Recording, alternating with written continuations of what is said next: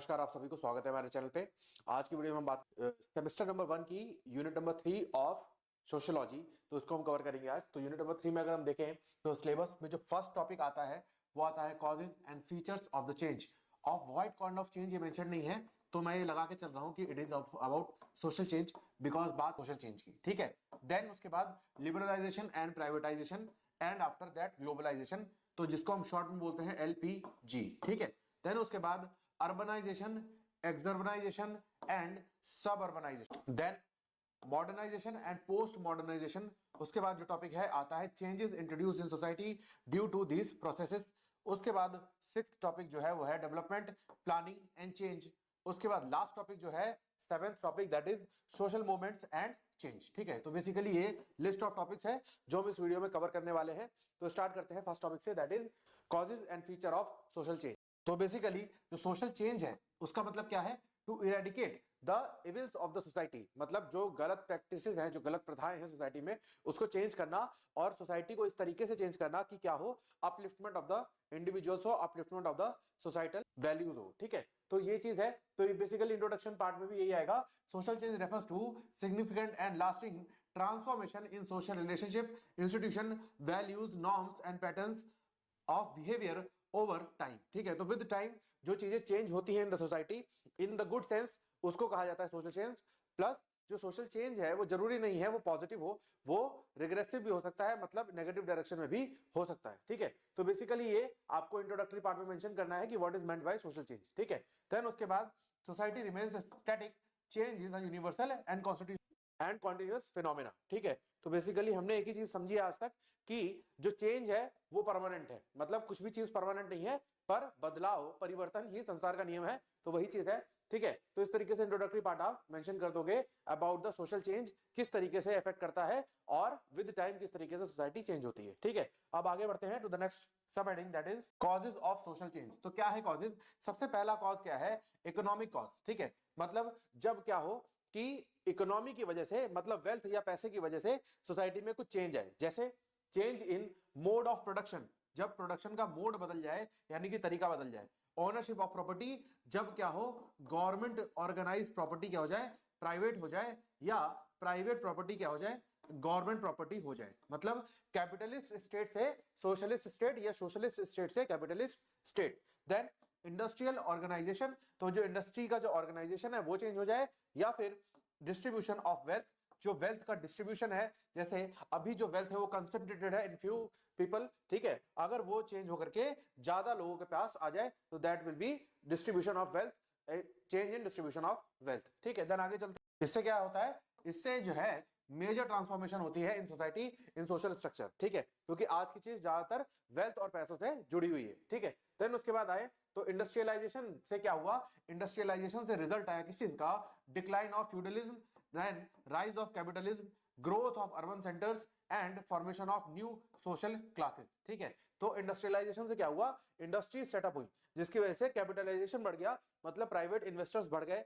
Then urban centres खुल गए, मतलब जो सिटीज थी वो डेवलप हो गई, एज वेल एज जो न्यू सोशल क्लास का एक ग्रुप इंट्रोड्यूस हो गया of the in the case of ownership of the property, ठीक है।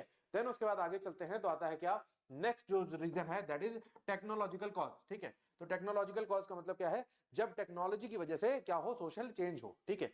तो इसमें देखते हैं टेक्नोलॉजिकल चेंज इफेक्ट्स, किस चीज को इफेक्ट करता है? पहला work pattern, then family structure, communication, education, social relationship, ठीक है। तो बेसिकली अगर देखें तो टेक्नोलॉजी से अगर हम ध्यान दें तो लगभग सारी ही चीजें चेंज हो गई। जैसे टेक्नोलॉजी से कैश की जगह हम यूपीआई पे आ गए, मतलब ऑनलाइन ट्रांजैक्शंस पे आ गए, ठीक है। देन वर्क पैटर्न भी चेंज हो गया, पहले ऑफिस से ही वर्क होता था, पर अब क्या है? एक ऑप्शन वर्क फ्रॉम होम का भी अवेलेबल है। एंड फैमिली स्ट्रक्चर भी चेंज हो रहा है, ठीक है। फैमिली अवेयरनेस बढ़ रही है इसलिए स्ट्रक्चर चेंज हो रहा है, और जो पहले होता था ज्वाइंट फैमिली अब हो रहा है क्या? Nuclear family. देन उसके बाद कम्युनिकेशन का तरीका बदल रहा है। सबसे पहले फिजिकल कम्युनिकेशन होती थी जब लोग एक दूसरे से मिलते थे, फिर क्या हुआ? फिर टेलीफोन की डिस्कवरी हुई तो क्या हुआ? ओरल कम्युनिकेशन शुरू हो गई, जब मिलना जरूरी नहीं था, फोन पे किसी से भी बात कर सकते थे। उसके बाद आया मोबाइल फोन, ठीक है। मोबाइल फोन से आपका टेलीफोन वाला कॉम्बिनेशन भी खत्म हो गया, ठीक है। तो उससे क्या फायदा हुआ कि आपको कहीं भी आप हो, किसी पर्सन से कभी भी बात कर सकते हो। देन उसके बाद क्या आया? उसके बाद आया टेक्स्ट मैसेजेस, इसके बाद आए क्या, टेक्स्ट मैसेजेस के बाद क्या आया, व्हाट्सएप वगैरह, मतलब मल्टीपल एप्स, ठीक है। तो ये बेसिकली क्या है, मोड ऑफ कम्युनिकेशन चेंज हो रहा है दिन प्रतिदिन। देन उसके बाद क्या आया, एजुकेशन, एजुकेशन में भी चेंज हो गया। पहले एजुकेशन लेने के लिए क्या होता था, स्कूल जाना पड़ता था या बुक से लेना पड़ता था, ठीक है। आज की डेट में एजुकेशन बहुत इजी है, गूगल करो सारी चीजें आपको मिल जाती हैं उस पर, ठीक है। देन उसके बाद सोशल रिलेशनशिप्स जो है वो भी बदल गई। पहले फिजिकल फॉर्म में होती थी, मतलब जब लोग मिलते थे और बातें होती थी तब जाकर के उनके बीच में रिलेशनशिप डेवलप होती थी, मतलब इन अ गुड सेंस। और अब क्या हुआ है, अब तो ऑनलाइन रिलेशनशिप्स ही चलती रहती है, ठीक है। देन उसके बाद एग्जांपल्स देख लोगे एक बार आप लोग for exam point of view, ठीक है। देन उसके बाद आगे चलते हैं, तो हम बढ़ते हैं to the next cause of change, that is cultural causes, ठीक है। तो कल्चरल कॉज क्या है, culture comprising values, beliefs, custom and traditions is both a cause and consequence of social change, ठीक है। तो बेसिकली जो वैल्यूज, बिलीव्स और कस्टम्स है और ट्रेडिशंस है किसी भी पर्सन के या किसी भी कम्युनिटी के, उससे क्या हो रहा है, वो एक कॉज भी है प्लस एक कॉन्सिक्वेंस भी है। देखो, कॉज मतलब कि किन वजहों से सोशल चेंज हो रहा है, ठीक है, और कॉन्सिक्वेंस मतलब कि सोशल चेंज की वजह से किस तरीके से इन पे असर आ रहा है, ठीक है। तो ये सब चीजें हैं। Social change occur when new ideas challenge traditional belief, ठीक है। तो जब ट्रेडिशनल जो बिलीव है उसको जब नए आइडियाज चैलेंज करते हैं तो क्या होता है, जब लॉजिक नहीं मिलता तब होता है सोशल चेंज, जब आपको आंसर नहीं मिलता तो, ठीक है। Then scientific thinking replaces superstition, तो जो अंधविश्वास है उसको रिप्लेस कर सकते हैं कैसे, साइंटिफिक थिंकिंग से। और साइंटिफिक थिंकिंग का मतलब क्या होता है, बेस्ड ऑन लॉजिक, ठीक है। उसके बाद इंडिविजुअलिज्म रिप्लेसेस कलेक्टिविज्म, ठीक है। तो बेसिकली पहले जब टीवी चल देखते थे सब लोग तो इकट्ठा होकर के टीवी देखी जाती थी, तो उसी टीवी पे ऐड आना शुरू हुई हॉटस्टार की, जिसमें उन्होंने कहा गो सोलो, ठीक है। तो पहले जब एक एंटरटेनमेंट का एस्पेक्ट होता था तो पूरी फैमिली इकट्ठा होकर के एक साथ एंटरटेन करती थी अपने आप को, पर अब क्या है, अब अपने अपना तरीका है, अपने अपना डेवलपमेंट है, अपने अपना सोर्स ऑफ इंटरेस्ट है, ठीक है। देन उसके बाद आगे चलते हैं तो क्या आता है, पॉलिटिकल कॉज, ठीक है। तो पॉलिटिकल कॉज को अगर देखें तो political factors significantly influence social change, तो पॉलिटिकल फैक्टर भी क्या करते हैं, सोशल चेंज को इन्फ्लुएंस करते हैं। जैसे जैसे सरकार बदलती है वैसे वैसे सोसाइटी चेंज होती है, उसके नॉर्म्स, उसके बिलीव्स, उसके बिहेवियर में चेंज आता है, ठीक है। देन तो चेंज कैसे होता है, पहला पॉलिटिकल आइडियोलॉजी लोगों की बदलती है, गवर्नमेंट पॉलिसीज बदलती हैं, लीगल सिस्टम बदलता है, किसी गवर्नमेंट में बहुत अच्छा होता है और किसी में बहुत खराब होता है, एंड पावर स्ट्रक्चर्स जो है वो बदलते हैं। देन उसके बाद आगे चले तो एग्जांपल देख लो, that is abolition of slavery, जब बंधुआ मजदूरी को खत्म किया गया, expansion of voting rights and welfare legislation and constitutional reforms. तो ये बेसिकली डीपीएसपी से रिलेट करते हैं, ठीक है। तो जो चीज होती है डिपेंड ऑन पॉलिटिकल एस्पेक्ट, ठीक है। देन उसके बाद आगे चलते तो क्या आता है, डेमोग्राफिक कॉजेस, ठीक है। तो डेमोग्राफिक कॉजेस का मतलब क्या होता है, population growth, migration, urbanisation, age composition, ठीक है। अब जैसे मान लो दिल्ली एक छोटा सा जगह है जहां पर लोगों ने आके माइग्रेट करना शुरू करा और ये क्या हो गया, ओवर पॉपुलेटेड हो गया, ठीक है। तो जब ये ओवर पॉपुलेटेड हुआ तो ऑब्वियसली यहाँ पे एक सोशल चेंज आएगा, बिकॉज यहाँ पे बहुत सारे लोग आकर के मिक्स हुए और ऊपर से क्या हुआ कि ऊपर से जो जगह है उस पे कहीं ना कहीं लोड ज्यादा आया, और लोड ज्यादा आने की वजह से जो कॉन्सिक्वेंसेस हैं वो तो फेस करने ही पड़ेंगे, ठीक है। तो ये माइग्रेशन एक कारण हो गया। पॉपुलेशन ग्रोथ, मान लो किसी एक जगह की, जैसे उत्तर प्रदेश जो है highly populated, densely populated area है, ठीक है। तो वो क्या है, वो एक रीजन है किसका, सोशल चेंज का, ठीक है। एंड देन अर्बनाइजेशन, जहां पर बहुत ज्यादा इंडस्ट्रियल सेटअप हो जाए या फिर अर्बनाइज हो जाए, मतलब शहरीकरण हो जाए वो चीज। एंड देन एज कॉम्पोजिशन, तो अगर मान लो ए एक जगह है जहां पर ओल्ड एज के लोग रहते हैं और बी एक जगह है जहां पर यंगस्टर्स रहते हैं, तो बेसिकली यहां पर क्या होगा, ट्रेडिशंस ज्यादा फॉलो किए जाएंगे, और यहां पर क्या होगा, जो ट्रेडिशंस हैं उनके साथ साथ क्या होगा, साइंटिफिक इन्वॉल्वमेंट भी यहां पर हो सकती है, ठीक है। तो मतलब ये चीज है। देन उसके बाद आगे चलते हैं, ये एग्जांपल है, for instance migration alters cultural composition, ठीक है। तो जो दिल्ली की कल्चरल कॉम्पोजिशन थी वो चेंज हुई बिकॉज ऑफ माइग्रेशन, जहां पर डिफरेंट डिफरेंट लोग डिफरेंट डिफरेंट जगह पे आके बस गए, ठीक है। Then urbanisation changes family structure, तो अर्बनाइजेशन हुआ, शहरीकरण हुआ, जिसकी वजह से क्या हुआ, जो जॉइंट फैमिलीज थी वो क्या हो गई, वो न्यूक्लियर फैमिलीज हो गई, ठीक है।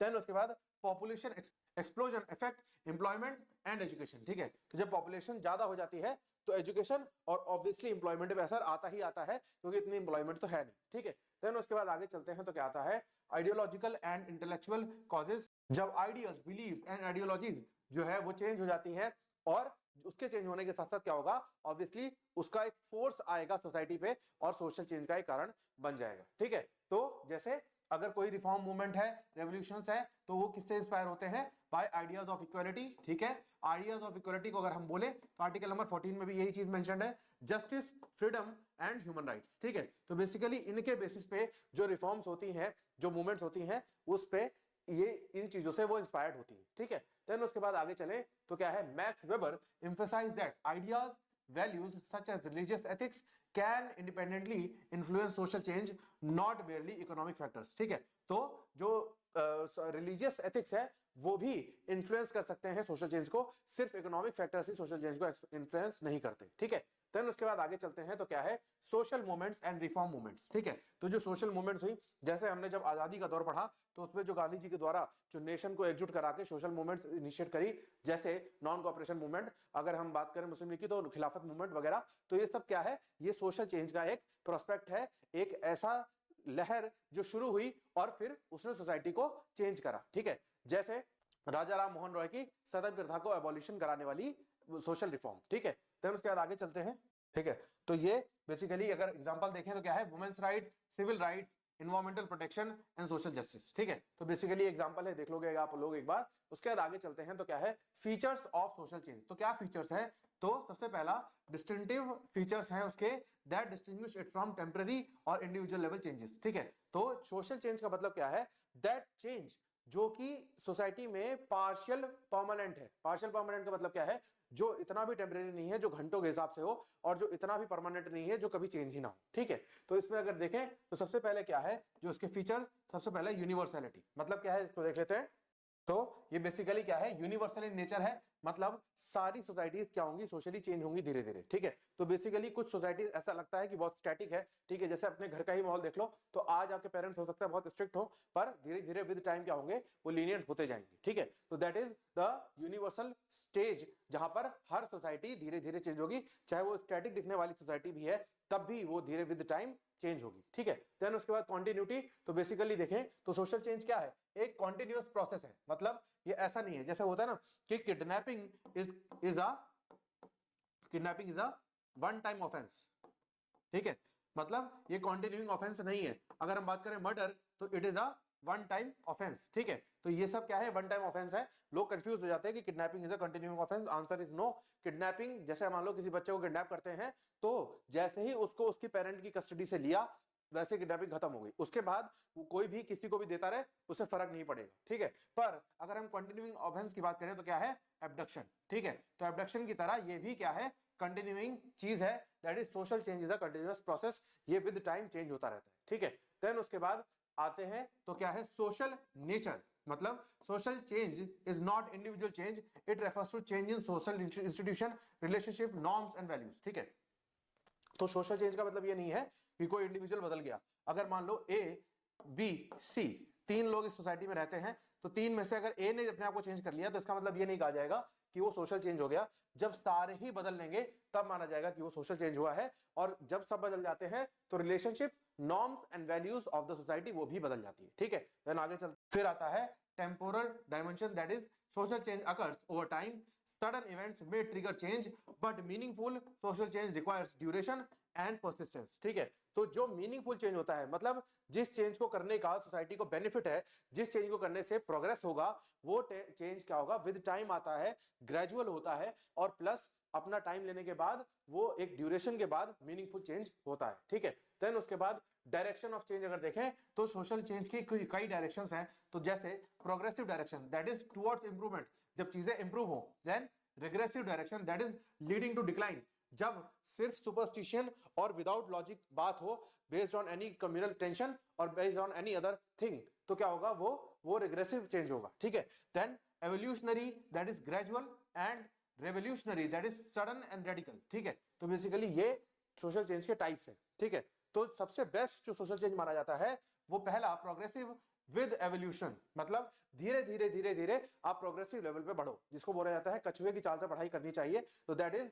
धीरे धीरे धीरे धीरे आप प्रोग्रेस करते रहो। ठीक है, देन आगे चलते हैं। फिर आता है प्लान्ड एंड अनप्लान्ड चेंज, जो कि जैसे प्लान्ड है, जैसे कोई चीज आपने प्लानिंग करी कि आप धीरे धीरे क्या करोगे, जैसे मान लो एक विलेज है, तो विलेज में पंचायत इलेक्शन हुए, जैसे एक सीरियल आता था पहले बालिका वधू, तो वो क्या था, वो प्लान चेंज था, क्योंकि उसकी हमेशा प्लानिंग रहती थी कि जो भी बाल विवाह होगा उसको रोका जाएगा, ठीक है, तो दैट इज प्लान चेंज। जैसे ये कैसे होता है, लीगल रिफॉर्म्स के through, development programmes and policies के थ्रू, ठीक है, तो प्लान चेंज ऐसे होता है। और अनप्लान चेंज कैसे होगा, कि जो सडन सडन हो जाए, जैसे नेचुरल डिजास्टर, पैंडेमिक और वॉर्स, तो ये क्या है, ये सडन चेंजेस है, ठीक है, जैसे यूक्रेन और रशिया का हुआ, ठीक है। देन उसके बाद अनइवन इन नेचर, मतलब social change does not occur uniformly in all parts of society, ठीक है, तो हो सकता है कि इतनी बड़ी सोसाइटी हो और सोशल चेंज की शुरुआत कहां से हो, यहां से हो, ठीक है, तो बेसिकली जरूरी नहीं है, जैसे इस पार्ट में सोशल चेंज नहीं हुआ पर इस पार्ट में सोशल चेंज की शुरुआत हो गई, ठीक है। देन उसके बाद आगे चलते हैं, तो क्या है, वैल्यू ओरिएंटेड, तो सोशल चेंज क्या है, linked with values and norms, ठीक है, तो सोशल चेंज ऑब्वियसली तभी होगा जब किसी व्यक्ति की वैल्यूज और जो उसके नॉर्म्स हैं, जो उसके प्रीजुडिसेस हैं, वो चेंज होंगे, ठीक है। देन उसके बाद आ जाओ पर्सपेक्टिव ऑन सोशल चेंज, देखें तो क्या है, different sociological perspective interpret social change differently, तो ऑब्वियसली हर किसी का अपना पर्सपेक्टिव होता है किसी भी चीज को समझने का। तो फंक्शनलिस्ट का व्यू अगर देखें क्या है, तो see change as gradual and adaptive maintaining social equilibrium, ठीक है, तो जो फंक्शनलिस्ट व्यू है, जिसको अगस्त कॉम्टे का व्यू कहा जाता है, तो उसका क्या है कि जो सोशल चेंज है वो क्या है, वो ग्रेजुअल है, वो अडेप्टिव इन नेचर है, और उससे फायदा क्या है, उससे सोशल इक्विलिब्रियम मतलब बैलेंस इन द सोसाइटी बना रहता है, ठीक है। देन उसके बाद कंफ्लिक्ट पर्सपेक्टिव अगर देखें क्या है, sees change as driven by inequality and struggle, ठीक है, तो जो इनइक्वालिटी और स्ट्रगल हमने डिस्कशन किया यूनिट नंबर 2 में, उसके वजह से जो चेंज होता है वो क्या है, वो कंफ्लिक्ट पर्सपेक्टिव है, जहां पर कंफ्लिक्ट हो रहा है, स्ट्रगल की वजह से लोग अपलिफ्ट होना चाहते हैं और लोग होने नहीं देते, तो जो रेजिस्टेंस है ना होने देने की और होने की चाहत की, उसकी वजह से जो सोशल चेंज होता है, ठीक है। देन उसके बाद इंटरप्रेटिव पर्सपेक्टिव अगर देखें, emphasises meaning, ideas and human agency, ठीक है, तो इंटरप्रेटिव पर्सपेक्टिव का नाम से क्लियर है, किसी चीज को इंटरप्रेट करना, ठीक है, तो इंटरप्रेट का मतलब क्या हुआ, किसी की मीनिंग समझना, उसके आइडियाज को समझना और ह्यूमन एजेंसी को समझना, ठीक है। देन उसके बाद the conclusion of this topic, तो ये एक बार देख लोगे आप लोग, यहां से कंक्लूजन शुरू हो जाता है, वीडियो पॉज करके एक बार पढ़ लेना।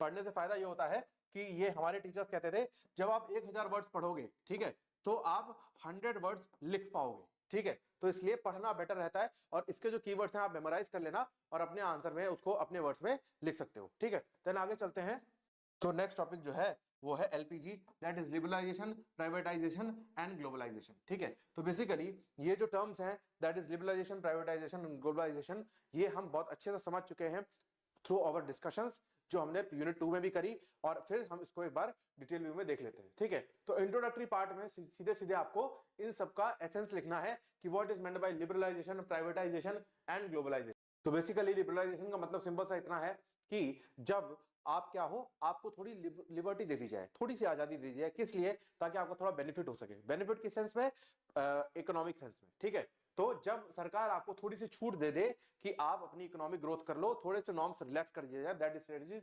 लिबरलाइजेशन। प्राइवेटाइजेशन मतलब जब चीजें गवर्नमेंट से क्या हो जाए, गवर्नमेंट से हो जाए क्या, प्राइवेट, ठीक है, तो that is privatisation. And globalisation मतलब जब ट्रेड क्या हो, विद इन द ग्लोब होने लगे, मतलब इंटर कंट्री ट्रेड, ठीक है, तो ये सब चीजें हैं। तो बेसिकली ये मेजर चीज किसमें है, economic and social structure of modern societies को डिसाइड करता है ये, ठीक है।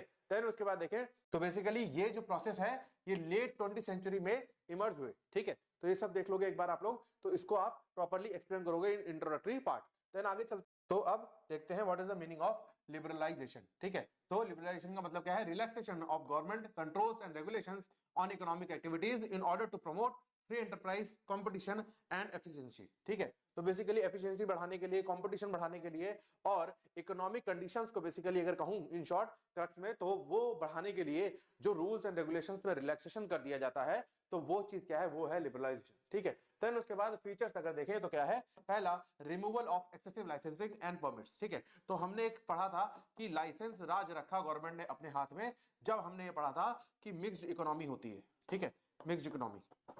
मिक्स्ड इकोनॉमी का मतलब क्या है, जहां पर private as well as government दोनों बॉडीज ऑपरेट करती हैं to promote, to balance the economy, ठीक है, तो उस केस में क्या होता है, जो प्राइवेट ऑर्गेनाइजेशंस होती हैं उसको कौन कंट्रोल करता है, गवर्नमेंट ऑर्गेनाइजेशन कंट्रोल करती हैं। तो जब गवर्नमेंट ऑर्गेनाइजेशन कंट्रोल करेंगी तो कैसे करेंगी, ऑब्वियसली बाय लाइसेंसेस, ठीक है, बाय परमिशंस, ठीक है, बाय टैक्सेस, ठीक है, तो इस तरीके से कंट्रोल किया जाता है तो जब लिबरलाइजेशन की स्थिति आती है तब क्या होता है, रिमूवल ऑफ एक्सेसिव लाइसेंसिंग, तो बहुत ज्यादा जो लाइसेंसिंग रिक्वायरमेंट है उसको कम कर दिया जाता है, उसको रिलैक्स कर दिया जाता है।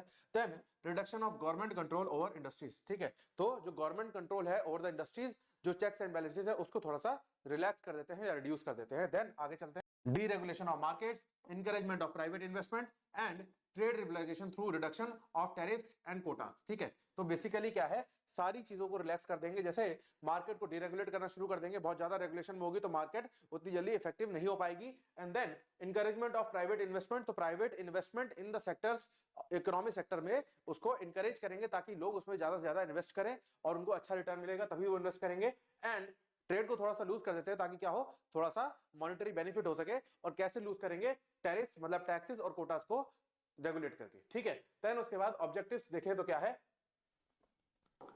सबसे पहला है टू इंक्रीज इकोनॉमिक एफिशिएंसी, ये हम समझ ही चुके हैं। Promote competition and attract foreign investment, तो बाहर के लोग इन्वेस्ट करें इसलिए जरूरी है ये। Then to integrate national economy with global economy, तो नेशनल इकोनॉमी को इंटीग्रेट कर सके ग्लोबल इकोनॉमी से ताकि जो नेशनल इकोनॉमी है वो स्टेबल और प्रोग्रेसिव रह सके।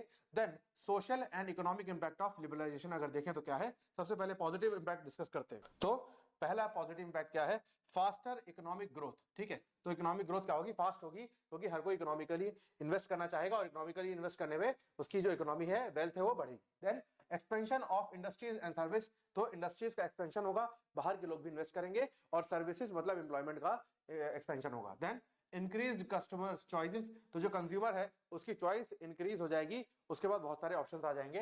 देन टेक्नोलॉजिकल एडवांसमेंट, बिकॉज क्या होगा, जब इकोनॉमी बूस्ट करेगी तो टेक्नोलॉजिकल एडवांसमेंट भी होगा with time. Then negative effects अगर देखें तो क्या है, job insecurity and contractual employment, तो बेसिकली क्या होता है, प्रोजेक्ट बेस्ड एम्प्लॉयमेंट बढ़ जाती है जिसकी वजह से जॉब इनसिक्योरिटी हो जाती है। और जो कॉन्ट्रैक्चुअल एम्प्लॉयमेंट है कि मतलब एक प्रोजेक्ट के लिए आपको स्पेसिफिकली हायर किया और after the completion of that project आपको जॉब से बाहर कर दिया, ठीक है। देन उसके बाद decline of small scale and traditional industries, तो जो स्मॉल स्केल इंडस्ट्रीज है वो टक्कर नहीं ले पाते, और जो हमारी ट्रेडिशनल इंडस्ट्रीज है जहां पर लोग आज की डेट में कम जाना चाहते हैं वहां पर वो बीट कर जाते हैं बेचारे, वो टक्कर नहीं ले पाते विद द बिग शार्क्स, ठीक है। देन उसके बाद इंक्रीज्ड इनकम इनइक्वालिटी, तो जो इनकम इनइक्वालिटी का गैप है वो बढ़ जाता है, मतलब जो बड़ी कंपनीज है वो बहुत बड़ी हो जाती हैं और जो छोटी कंपनीज है वो डंपिंग की तरह खत्म हो जाती हैं, ठीक है। देन उसके बाद रीजनल इंबैलेंस, तो रीजन के अकॉर्डिंग, बिकॉज इन्वेस्टमेंट हर क्षेत्र में तो नहीं हो सकता, मान लो इस क्षेत्र में हो गया तो क्या होगा, ये क्षेत्र डेवलप हो जाएगा और बाकी का जो ये वाला एरिया है ये क्या रहेगा, ये बेकार हो जाएगा, ठीक है। देन उसके बाद आगे चल, तो ये आता है प्राइवेटाइजेशन, तो फिर से सेम तरीके से हम इसको भी डिस्कस करेंगे। सबसे पहले मीनिंग, देन उसके बाद आगे चीजें, ठीक है। तो मीनिंग का मतलब क्या है, सिमिलर सिंपल मीनिंग है जहां पर ट्रांसफर ऑफ ओनरशिप मैनेजमेंट किसको चला जाए, गवर्नमेंट से प्राइवेट बॉडीज पे, ठीक है। देन उसके बाद आगे चलते हैं तो क्या है, फॉर्म्स अगर देखें क्या है, सबसे पहला complete sale of public enterprise, जो मान लो एक XYZ पब्लिक कंपनी थी, PSU थी, उसको क्या करा, कंप्लीटली XYZ प्राइवेट कंपनी बना दिया, ठीक है, प्राइवेट लिमिटेड उसको कर दिया, तो दैट इज कंप्लीट सेल, ठीक है। देन पार्शियल डिसइन्वेस्टमेंट का मतलब क्या है, सपोज दैट इसमें 51% शेयर किसका है, गवर्नमेंट का है, और 49% शेयर किसको दे दिया, प्राइवेट इंडिविजुअल्स को दे दिया, ठीक है। तो ये क्या है, ये पार्शियल डिसइन्वेस्टमेंट है। देन कॉन्ट्रैक्टिंग आउट सर्विस का मतलब क्या है, टेंडर पास करना, ठेका देना, ठीक है। देन उसके बाद पब्लिक प्राइवेट पार्टनरशिप क्या है, कि जहां पर दोनों मिलके, मान लो XYZ कंपनी मिलके और ABC, ये प्राइवेट कंपनी है, प्राइवेट लिमिटेड, ठीक है, प्राइवेट लिमिटेड, ठीक है, और ये कंपनी क्या है, ये पब्लिक कंपनी है, लिमिटेड है, ठीक है। तो ये दोनों मिलके क्या करें, ये दोनों मिलके किसी प्रोजेक्ट पे काम करें आपस में शेयर डिवाइड करके। देन उसके बाद आगे चलते हैं, आप अगर देखें तो क्या है ऑब्जेक्टिव ऑफ प्राइवेटाइजेशन, तो ऑब्जेक्टिव सिंपल सा है कि एफिशिएंसी एंड प्रोडक्टिविटी को बढ़ाने का ही ऑब्जेक्टिव हो सकता है, दूसरा कोई ऑब्जेक्टिव तो हो नहीं सकता। Then reducing physical burden on government, तो फिजिकल बर्डन मतलब जो फिजिकल पॉलिसीज है यानी कि पैसे वाले जो बर्डन है वो गवर्नमेंट पे कम हो जाता है। एंड इनकरेजिंग कॉम्पिटिशन, तो कॉम्पिटिशन को इनकरेज करते हैं, बिकॉज जब मार्केट में चीजें आती हैं तो कंपटीशन इंक्रीज होता है, ठीक है। देन उसके बाद इनहेंसिंग सर्विस क्वालिटी, ठीक है, तो जो सर्विस है वो उसकी क्वालिटी इनहेंस हो जाती है। कहा जाता है ना कि सरकारी सिस्टम थोड़ा धीरे चलता है, तो जब उसमें प्राइवेट चीजें इंक्लूड हो जाती हैं तो क्या होता है, सर्विस क्वालिटी थोड़ी बेटर हो जाती है। देन प्रमोटिंग कैपिटल फॉर्मेशन, तो कैपिटल फॉर्मेशन को प्रमोट करती है, मतलब जो कंपनीज हैं वो अपने कैपिटल को बढ़ा सकती हैं। देन उसके बाद देखें तो इंपैक्ट ऑफ प्राइवेटाइजेशन क्या है, पहला पॉजिटिव इंपैक्ट अगर देखते हैं तो बेटर मैनेजमेंट एंड अकाउंटेबिलिटी, तो ऑब्वियसली ये कहा जाता है कि सरकारी नौकरी इसलिए कर लो ताकि कुछ करना ना पड़े, ठीक है। तो अगर प्राइवेट रहेगा तो उससे एक फायदा ये रहेगा कि जो मैनेजमेंट है और अकाउंटेबिलिटी है वो बढ़ेगी, ठीक है। Then increase profitability and innovation, तो जो प्रॉफिटेबिलिटी है वो बढ़ेगी, मतलब प्रॉफिट ऑफ द कंपनी बढ़ेगा, जिसकी वजह से जो है जो कंपनीज है वो इनोवेट करेंगी इन द टेक्नोलॉजीज, ठीक है। उसके बाद improved quality of goods and services, ठीक है। तो जब प्राइवेट चीज होती है तो जैसे हम देखते भी हैं, अगर कोई चीज आप गवर्नमेंट की परचेस कर रहे हो और कोई चीज आप प्राइवेट की परचेस कर रहे हो, तो ये जनरली देखा जाता है कि जो प्राइवेट चीज है वो आपको बेटर क्वालिटी एंड सर्विसेज दे सकती है, ठीक है। देन आगे चलते हैं, फिर आता है क्या, रिडक्शन इन गवर्नमेंट एक्सपेंडिचर, तो जो सरकारी खर्चा है वो भी कम हो जाता है। देन उसके बाद देखें तो नेगेटिव इम्पैक्ट क्या है, जॉब लॉसेस एंड डाउनसाइजिंग, ठीक है। तो जॉब लॉस होता है प्लस लोग कम वेज में भी करने को तैयार हो जाते हैं काम। देन उसके बाद रिड्यूसिंग जॉब सिक्योरिटी, तो जॉब सिक्योरिटी जो है वो कम हो जाती है बिकॉज प्राइवेट जॉब का कोई भरोसा नहीं होता, ऐसा कहा जाता है। Then higher cost of essential service, ठीक है। तो जो एसेंशियल सर्विसेज है उनका भी रेट बढ़ जाता है, जैसे अगर मैं बात करूं तो मेडिसिन की, ठीक है। तो मेडिसिन भी अगर प्राइवेट कंपनी बनाने लग जाए सारी, तो क्या होगा, उनका कॉस्ट, उनकी प्राइस बढ़ जाएगी, तो एसेंशियल सर्विसेज भी महंगी हो जाएंगी। देन उसके बाद बात करें तो वीकनिंग ऑफ लेबर यूनियंस, तो जो लेबर यूनियंस है वीक हो जाएंगे बिकॉज उनका ले ऑफ इजी हो जाएगा, ठीक है। देन उसके बाद ग्लोबलाइजेशन अगर देखें तो क्या है, ग्लोबलाइजेशन का मतलब क्या है, increasing interconnectedness and interdependence among countries, ठीक है। तो जो डिफरेंट डिफरेंट कंट्रीज हैं ABCD, ये जो डिफरेंट डिफरेंट कंट्रीज हैं, ये जब आपस में मिलकर ट्रेड करें, आपस में एक दूसरे पर डिपेंडेंट हो जाए, तो दैट इज ग्लोबलाइजेशन, ठीक है।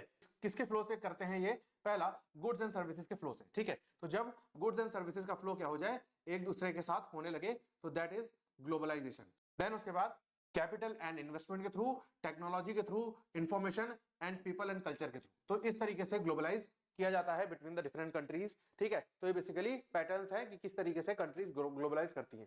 देन उसके बाद डायमेंशंस अगर देखें तो सबसे पहले आता है क्या, इकोनॉमिक ग्लोबलाइजेशन, मतलब जहां पर वेल्थ से क्या करा जाए, ग्लोबलाइज किया जाए। तो इसमें क्या आता है, फ्री मूवमेंट ऑफ कैपिटल, जब कैपिटल को फ्रीली मूव करने के लिए अलाउ कर दिया जाए। एक्सपेंशन ऑफ मल्टीनेशनल कॉर्पोरेशंस, तो एमएनसी के बारे में तो आपने सुना ही होगा, तो उसके बारे में जब हो कि जब एमएनसीज बहुत सारी एक दूसरे के साथ वर्क करने लगे, मतलब इंडिया की कोई कंपनी बाहर भी वर्क कर रही है और बाहर उस देश की कंपनी इंडिया में वर्क कर रही है, तो that is a part of globalisation. Then उसके बाद इंटीग्रेशन ऑफ मार्केट, तो मार्केट को जब इंटीग्रेट कर दिया जाए एक साथ, जब इंडिया की मार्केट बूस्ट हो, तो सपोज दैट एक कंट्री है उसकी भी मार्केट बूस्ट हो, ठीक है। तो that is integration of the markets. Then role of institutions like World Trade Organisation, International Monetary Funds and World Bank, ठीक है। तो जो इंटरनेशनल ऑर्गेनाइजेशंस हैं रिलेटिंग टू ट्रेड, जब उनका रोल शुरू हो जाता है, तो that is for globalisation. Then उसके बाद कल्चरल ग्लोबलाइजेशन को अगर देखें तो स्प्रेड ऑफ ग्लोबल कल्चर, तो एक कंट्री का कल्चर दूसरी कंट्री में जब प्रमोट किया जाए, तो दैट इज कल्चरल ग्लोबलाइजेशन। तो इसमें क्या है, influence of media and consumerism, ठीक है। तो ऑब्वियसली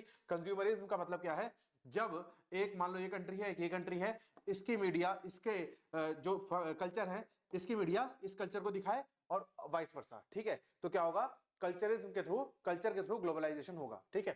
देन उसके बाद होमोजेनाइजेशन एंड हाइब्रिडाइजेशन, ठीक है। तो कल्चरल होमोजेनाइजेशन का मतलब क्या है, होमोजीनियस मिक्सचर वो होता है जिसमें जो वाटर है और जो सॉल्ट है, फॉर एग्जांपल वाटर और सॉल्ट का होमोजेनियस मिक्सचर क्या होगा, जब सॉल्ट उसके अंदर पूरी तरीके से डिसॉल्व हो जाए, ठीक है। तो जब कल्चर दूसरे कंट्री के कल्चर में पूरी तरीके से डिसॉल्व हो जाए, तो that is cultural homogenization and hybridisation. मतलब हाइब्रिड का मतलब जैसे होता है ना कि ऑनलाइन ऑफलाइन दोनों क्लासेस, वैसे ही हाइब्रिडाइजेशन का मतलब क्या है, जब दोनों ही एक कंट्री में दो कल्चर्स को फॉलो किया जाए, ठीक है। देन उसके बाद पॉलिटिकल अगर देखें तो पॉलिटिकल ग्लोबलाइजेशन क्या है, ग्लोबल गवर्नेंस मैकेनिज्म, ठीक है। तो जहां पर दो सरकारें मिलकर काम करें, इंटरनेशनल ट्रीटीज एंड इंस्टीट्यूशंस बनाए जाए और reduce autonomy of nation states, ठीक है। तो जो नेशन के स्टेट्स है उसकी ऑटोनॉमी रिड्यूस हो जाए और दो बड़ी कंट्रीज या कंट्रीज की सरकार मिलकर काम करे और म्यूचुअली साइन करे क्या, इंटरनेशनल ट्रीटीज एंड इंस्टीट्यूशंस को। देन उसके बाद आता है क्या, इंपैक्ट क्या है ग्लोबलाइजेशन का। तो सबसे पहले डिस्कस करते हैं पॉजिटिव। पॉजिटिव इंपैक्ट क्या है, सबसे पहला इकोनॉमिक ग्रोथ है ऑब्वियसली। देन टेक्नोलॉजिकल डिफ्यूजन है, तो हो सकता है ग्लोबलाइजेशन के थ्रू जो इस कंट्री ने टेक्नोलॉजी में अपनी महारत हासिल करी है और इस कंट्री ने, तो ये दोनों एक दूसरे के साथ शेयर कर सकती हैं the technological innovations, then expansion of employment in new sectors, ठीक है, तो एम्प्लॉयमेंट बढ़ता है ग्लोबलाइजेशन के through, and thereafter cultural exchange and global awareness, ठीक है, तो कल्चर का एक्सचेंज होता है, समझ में आता है कि आप कौन सा कल्चर फॉलो करते हो और वो कौन सा कल्चर फॉलो करते हैं, और उसके बाद ग्लोबल एक्सचेंज भी होता है, ठीक है। देन उसके बाद आगे चलते हैं तो क्या आता है, नेगेटिव इंपैक्ट अगर देखें तो क्या है, widening gap between rich and poor, ठीक है, तो जो रिच और पुअर नेशंस हैं उसके बीच में गैप बढ़ जाता है, बिकॉज ये कहा जाता है कि जो रिच नेशन है वो रिच नेशन के साथ ही कोलैबोरेट करना चाहता है। Then cultural erosion and loss of local identities, तो कल्चर का इरोजन होता है, कल्चर खत्म होता है, और जो लोकल आइडेंटिटीज है वो खत्म होती है, बिकॉज स्टेट ऑटोनॉमी धीरे धीरे खत्म कर देते हैं। And then exploitation of labour, तो लेबर को एक्सप्लॉइट किया जाता है बिकॉज ऑफ इंडस्ट्रियल रेवोल्यूशन, ठीक है। देन इन्वायरमेंटल डिग्रेडेशन, तो इन्वायरमेंट डिग्रेड होता है बिकॉज क्या है, मेन चीज आपका ट्रेड बन जाता है, ठीक है। देन आगे चलते हैं, फिर आता है next, that is inter relationship between liberalisation, privatisation and globalisation, तो एलपीजी का इंटरलिंकिंग क्या है ये समझ लेते हैं। तो सबसे पहले liberalisation creates condition for privatisation, ठीक है, तो जब थोड़ी सी आजादी दोगे तो क्या होगा, प्राइवेटाइजेशन के लिए कंडीशंस बन जाएंगी। तो ऑब्वियसली आप आजादी किसको दोगे, इंडिविजुअल्स को दोगे, तो इंडिविजुअल्स अगर कोई काम करेंगे तो प्राइवेटाइजेशन के तहत ही आएगा, ठीक है। Then privatisation facilitates global competition, ठीक है, तो जब प्राइवेटाइजेशन होगा तो उससे क्या होगा, जो ग्लोबल कंपटीशन होगा वो बढ़ जाएगा, ठीक है। Then globalisation reinforces liberal economic policies, ठीक है, फिर क्या होता है, जो ग्लोबलाइजेशन होता है उससे क्या होगा, जो लिबरल इकोनॉमिक पॉलिसीज बनी है, जिसकी वजह से लिबरलाइजेशन हुआ है, जिसकी वजह से इंडिविजुअल लेवल पे काम करना इजी हुआ है, उसको रीइंफोर्स करता है क्या, ग्लोबलाइजेशन, ठीक है। देन उसके बाद आगे चलते हैं, तो टुगेदर दे रीशेप, किसको रीशेप करते हैं, द रोल ऑफ स्टेट, तो स्टेट मतलब जो गवर्नमेंट है उसका क्या रोल है उसको रीशेप करते हैं। देन क्लास स्ट्रक्चर को रीशेप करते हैं, employment relations and social institutions, तो बेसिकली इनको रीशेप करते हैं कौन, एलपीजी, ठीक है, तो एलपीजी जो है इनको रीशेप करते हैं। देन उसके बाद sociological critic of LPG reforms, तो क्या क्रिटिक्स है, मतलब क्या इनके नेगेटिव इम्पैक्ट्स हैं, तो सबसे पहले promotes market values over social welfare, ठीक है, तो obviously they are economy oriented, तो इकोनॉमी ओरिएंटेड है तो क्या होगा, मार्केट वैल्यू को प्रमोट करते हैं और कल्चरल और सोशल वेलफेयर को प्रमोट नहीं करते। Then weakens state responsibility towards vulnerable group, ठीक है, तो जो वनरेबल ग्रुप है, जो ऑलरेडी सफरिंग ग्रुप है, उसके प्रति जो स्टेट की रिस्पांसिबिलिटी है कि उसको अपलिफ्ट करना, वो रिस्पांसिबिलिटी से स्टेट जो है वो चूक जाता है या फिर कमजोर हो जाता है। देन इंटेंसिफाइज क्लास इनइक्वालिटी, तो जो क्लास इनइक्वालिटी है जो हमने अभी यूनिट नंबर 2 में बहुत डिटेल में डिस्कस किया है, उसको इंटेंसिफाई मतलब बढ़ा देता है। And then commodifies education, health and basic services, ठीक है, तो जो एजुकेशन, हेल्थ और बेसिक सर्विसेज है जो लोगों को सस्ते मिलना चाहिए और कमोडिटी की तरह नहीं बल्कि एक जरूरत की तरह मिलना चाहिए, उसको भी एक कमोडिटी बना देता है, ठीक है। Then at the same time LPG क्या करता है, पहला expands opportunity for skilled group, ठीक है, तो जो स्किल्ड लेबर है उसके लिए अपॉर्चुनिटी बढ़ा देता है। Then encourages innovation and mobility, तो इनोवेशन बढ़ा देता है मतलब टेक्नोलॉजिकल इनोवेशन या फिर वर्क फील्ड में इनोवेशंस को बढ़ा देता है। And then transforms aspiration and lifestyle, तो जो लाइफस्टाइल ऑफ द इंडिविजुअल्स है उसको ट्रांसफॉर्म करता है, उसको बेहतर करता है, ठीक है। देन आगे फिर आता है क्या, एलपीजी इन कंटेम्प्रेरी सोसाइटी, तो बेसिकली प्रेजेंट टाइम की अगर हम बात करें तो most country follow mixed economic models, mixed economic models का फिर से वही मतलब है, private as well as government दोनों बॉडीज काम करती है, ठीक है। देन उसके बाद welfare policies coexist with market reforms, ठीक है, तो मार्केट रिफॉर्म्स तो है ही, उसके साथ साथ वेलफेयर पॉलिसीज है। फॉर एग्जांपल मैं बात करूं कि इंडिया में इंडस्ट्री खोलना अलाउड है पर उसके लिए स्पेसिफिक लेबर लॉज है जिसको फॉलो करना जरूरी है, ठीक है। देन उसके बाद states attempt to balance growth with social justice, ठीक है, तो स्टेट का अटेम्प्ट क्या है कि ग्रोथ भी हो और सोशल जस्टिस भी मार्केट में रहे, ठीक है। इसीलिए जो जैसे ट्रेड यूनियन एक्ट है, ये सारी एक्ट है, उसको क्यों बनाया गया, जो लेबर लॉस बनाए गए वो इसलिए बनाए गए ताकि सोशल जस्टिस भी रह सके और बैलेंस ग्रोथ रहे between the economy and the social justice, ठीक है। देन उसके बाद finally the conclusion of this topic as well, तो ये एलपीजी का कंक्लूजन है, ठीक है, तो यहां से यहां तक ये कंक्लूजन एक बार देख लोगे आप लोग, ठीक है। उसके बाद आगे चलते हैं, वीडियो पॉज करके इसके कीवर्ड्स देख लेना।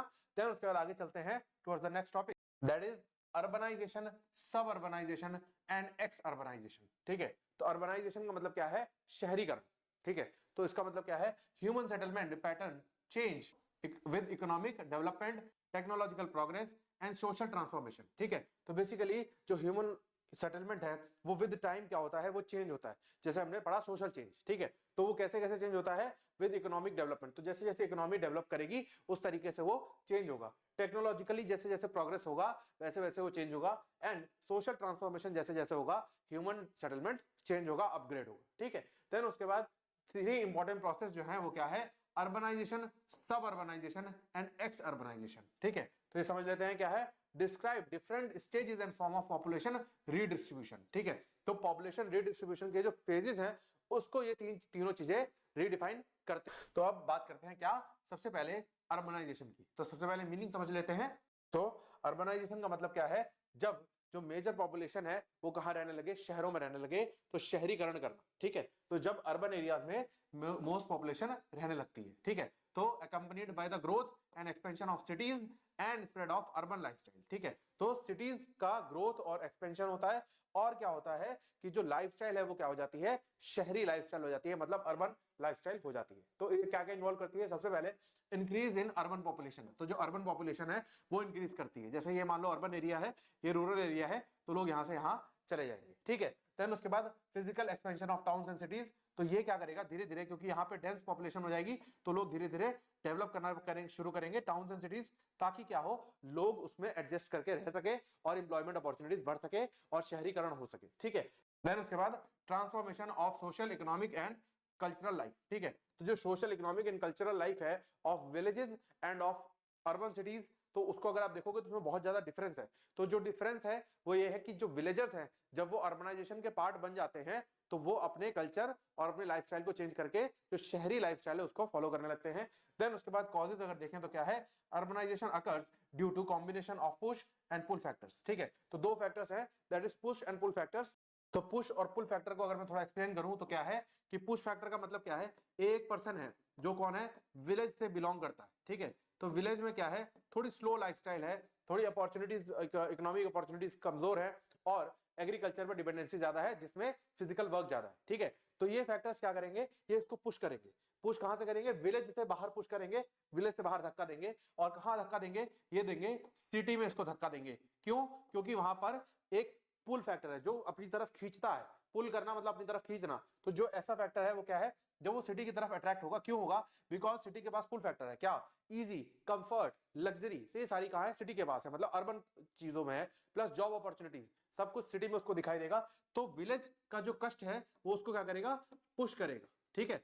और सिटी क्या करेगा, उसको अपनी ओर खींचेगा। तो that is push and pull factors, ठीक है। देन उसके बाद इकोनॉमिक कॉजेज अगर देखें क्या है, तो इकोनॉमिक कॉज क्या आता है, industrialization and growth of factory, ठीक है। तो सबसे पहले जो इंडस्ट्रियलाइजेशन हुआ और जो ग्रोथ ऑफ फैक्ट्रीज हुई उससे क्या हुआ, जनरेशन ऑफ एम्प्लॉयमेंट हुआ, जो क्या है, पुल फैक्टर्स है, अपने पास खींचता है। Then expansion of service sector jobs, ठीक है। तो service sector jobs pull factor है। And higher wages and employment opportunities, ये क्या है, ये अर्बन शहरों में मिलता है, मतलब शहरों में मिलता है, तो इसलिए क्या है, ये भी पुल फैक्टर्स है। देन सोशल कॉजेज अगर देखें तो better education and health care facilities, ये भी शहरों में है। देन इम्प्रूव्ड लिविंग स्टैंडर्ड्स, ये भी शहरों में है। And desire for modern lifestyle, ये भी शहरों में है। तो इसलिए ये बेटर लगती है, इसलिए ये पुल फैक्टर है। Then demographic and political causes को अगर देखें तो रूरल अर्बन माइग्रेशन, तो रूरल से क्या हो रहा है, अर्बन में लोग आना चाहते हैं, तो ये क्या है, माइग्रेशन का एक इंपैक्ट है।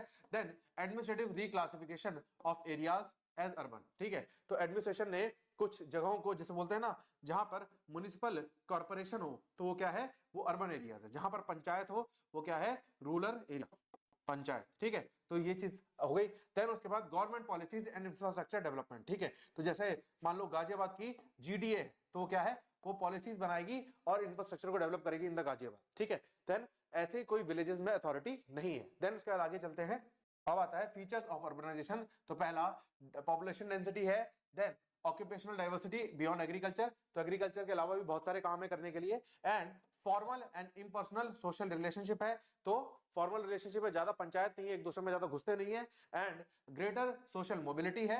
And increase individualism and cultural heterogeneity, ठीक है। तो बेसिकली ये सारी चीजें हैं, इसका मतलब एक दूसरे में ज्यादा इंटरफेयर नहीं करते, अपनी लाइफ को अपनी तरीके से जीते हैं। तो सबको आज की डेट में यही चाहिए। देन उसके बाद आगे चलते हैं, तो क्या है, social and economic effects of urbanization. तो पहले पॉजिटिव देखते हैं। तो अर्बनाइजेशन से जो पॉजिटिव फैक्टर है वो क्या है, economic growth and innovation. Obviously सबका हमने यही पढ़ा अभी तक, and then expansion of education and health services, तो हेल्थ सर्विसेज और एजुकेशन को एक्सपेंड किया, and cultural diversity and modernization, cultural diversity कैसे हुई, जब डिफरेंट डिफरेंट कल्चर के लोग माइग्रेट होकर के कहाँ आ गए, अर्बन जगहों पे आ गए, मतलब शहरों में आ गए, ठीक है।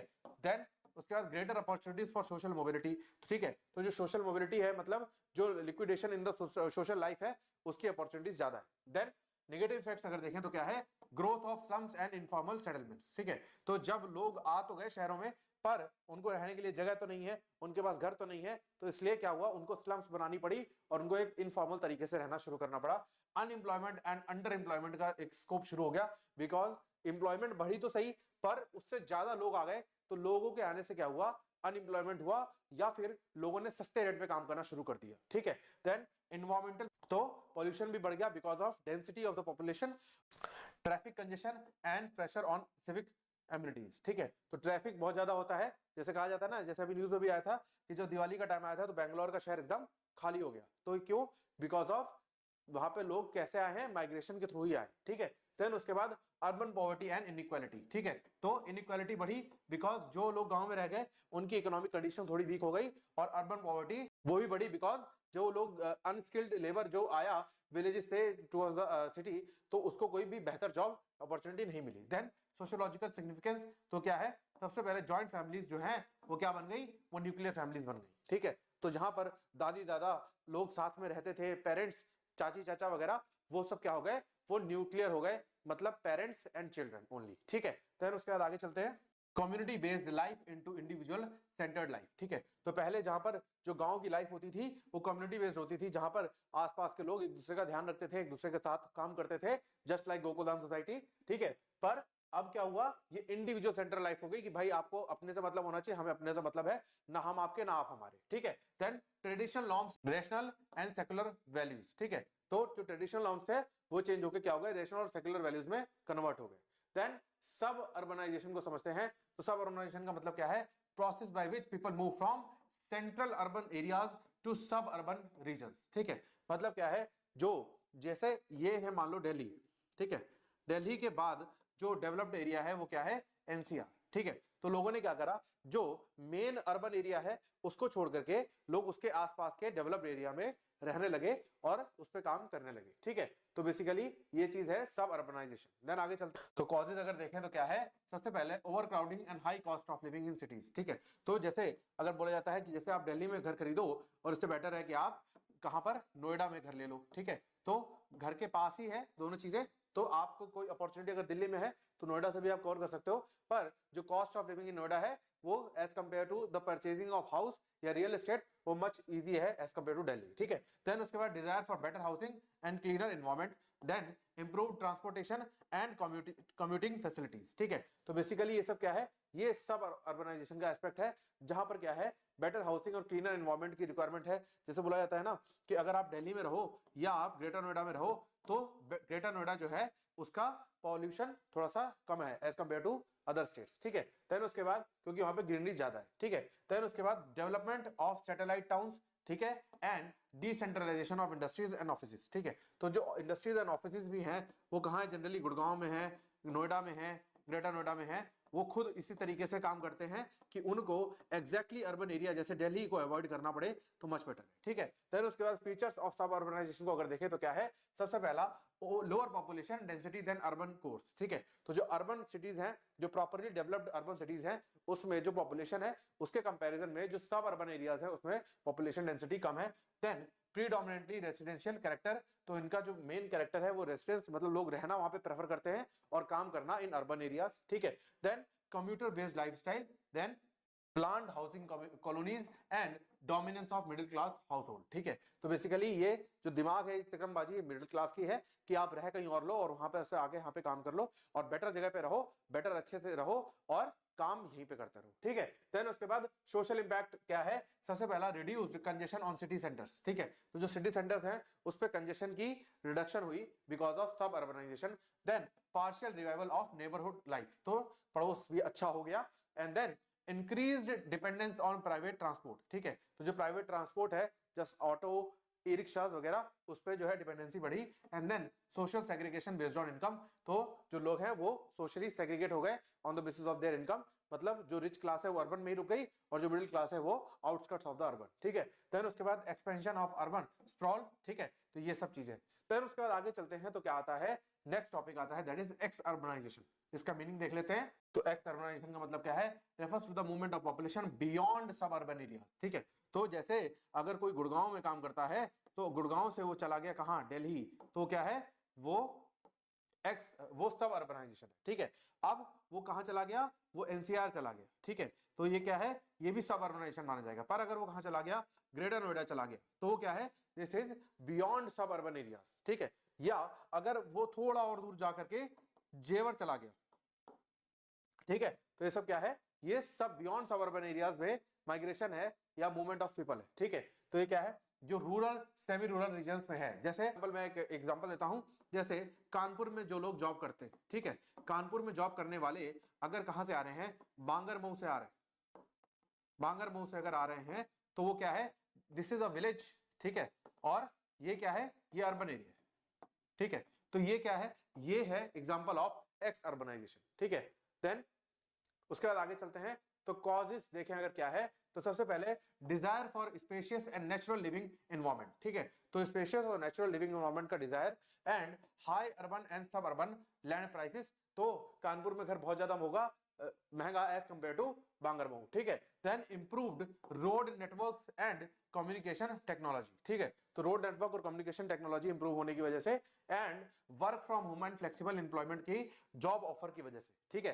देन उसके बाद आगे चलते हैं, और इसके साथ साथ search for better quality of life, तो बेटर क्वालिटी ऑफ लाइफ की सर्च में ये ऐसा लोग करते हैं। देन उसके बाद फीचर्स अगर देखें तो क्या है, पहला वेरी लो पॉपुलेशन डेंसिटी, ठीक है, तो ऑब्वियसली विलेजेस जहां पे जो नेचुरल एनवायरनमेंट है जहां पर, तो वहां पर पॉपुलेशन डेंसिटी क्या होती है, कम ही होती है। देन उसके बाद rural appearance with urban influence, ठीक है, तो अपीयरेंस कैसा है, गांव का है, और इन्फ्लुएंस कैसा है, अर्बन है, शहरी। देन लॉन्ग कम्यूटिंग डिस्टेंस, तो जो कम्यूटिंग डिस्टेंस है उनकी लंबी है, and limited local employment opportunities, तो लोकल अपॉर्चुनिटीज कितनी है, लिमिटेड है, and high dependence on urban centres, ठीक है, तो अर्बन सेंटर्स पर डिपेंडेंस ज्यादा है।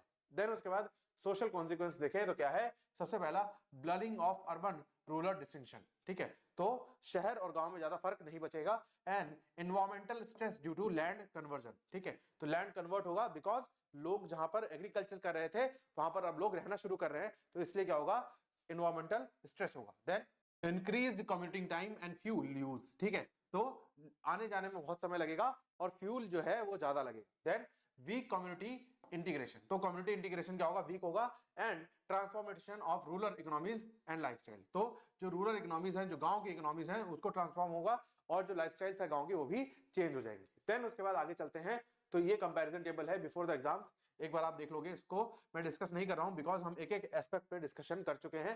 देन आगे चलते हैं, ठीक है, main activity, lifestyle, social relations and dependency on city, ठीक है, तो उसके बाद आता है क्या, कंक्लूजन ऑफ दिस टॉपिक, तो ये कंक्लूजन है, एक बार देख लोगे आप लोग वीडियो पॉज करके, इसके भी कीवर्ड्स, ठीक है।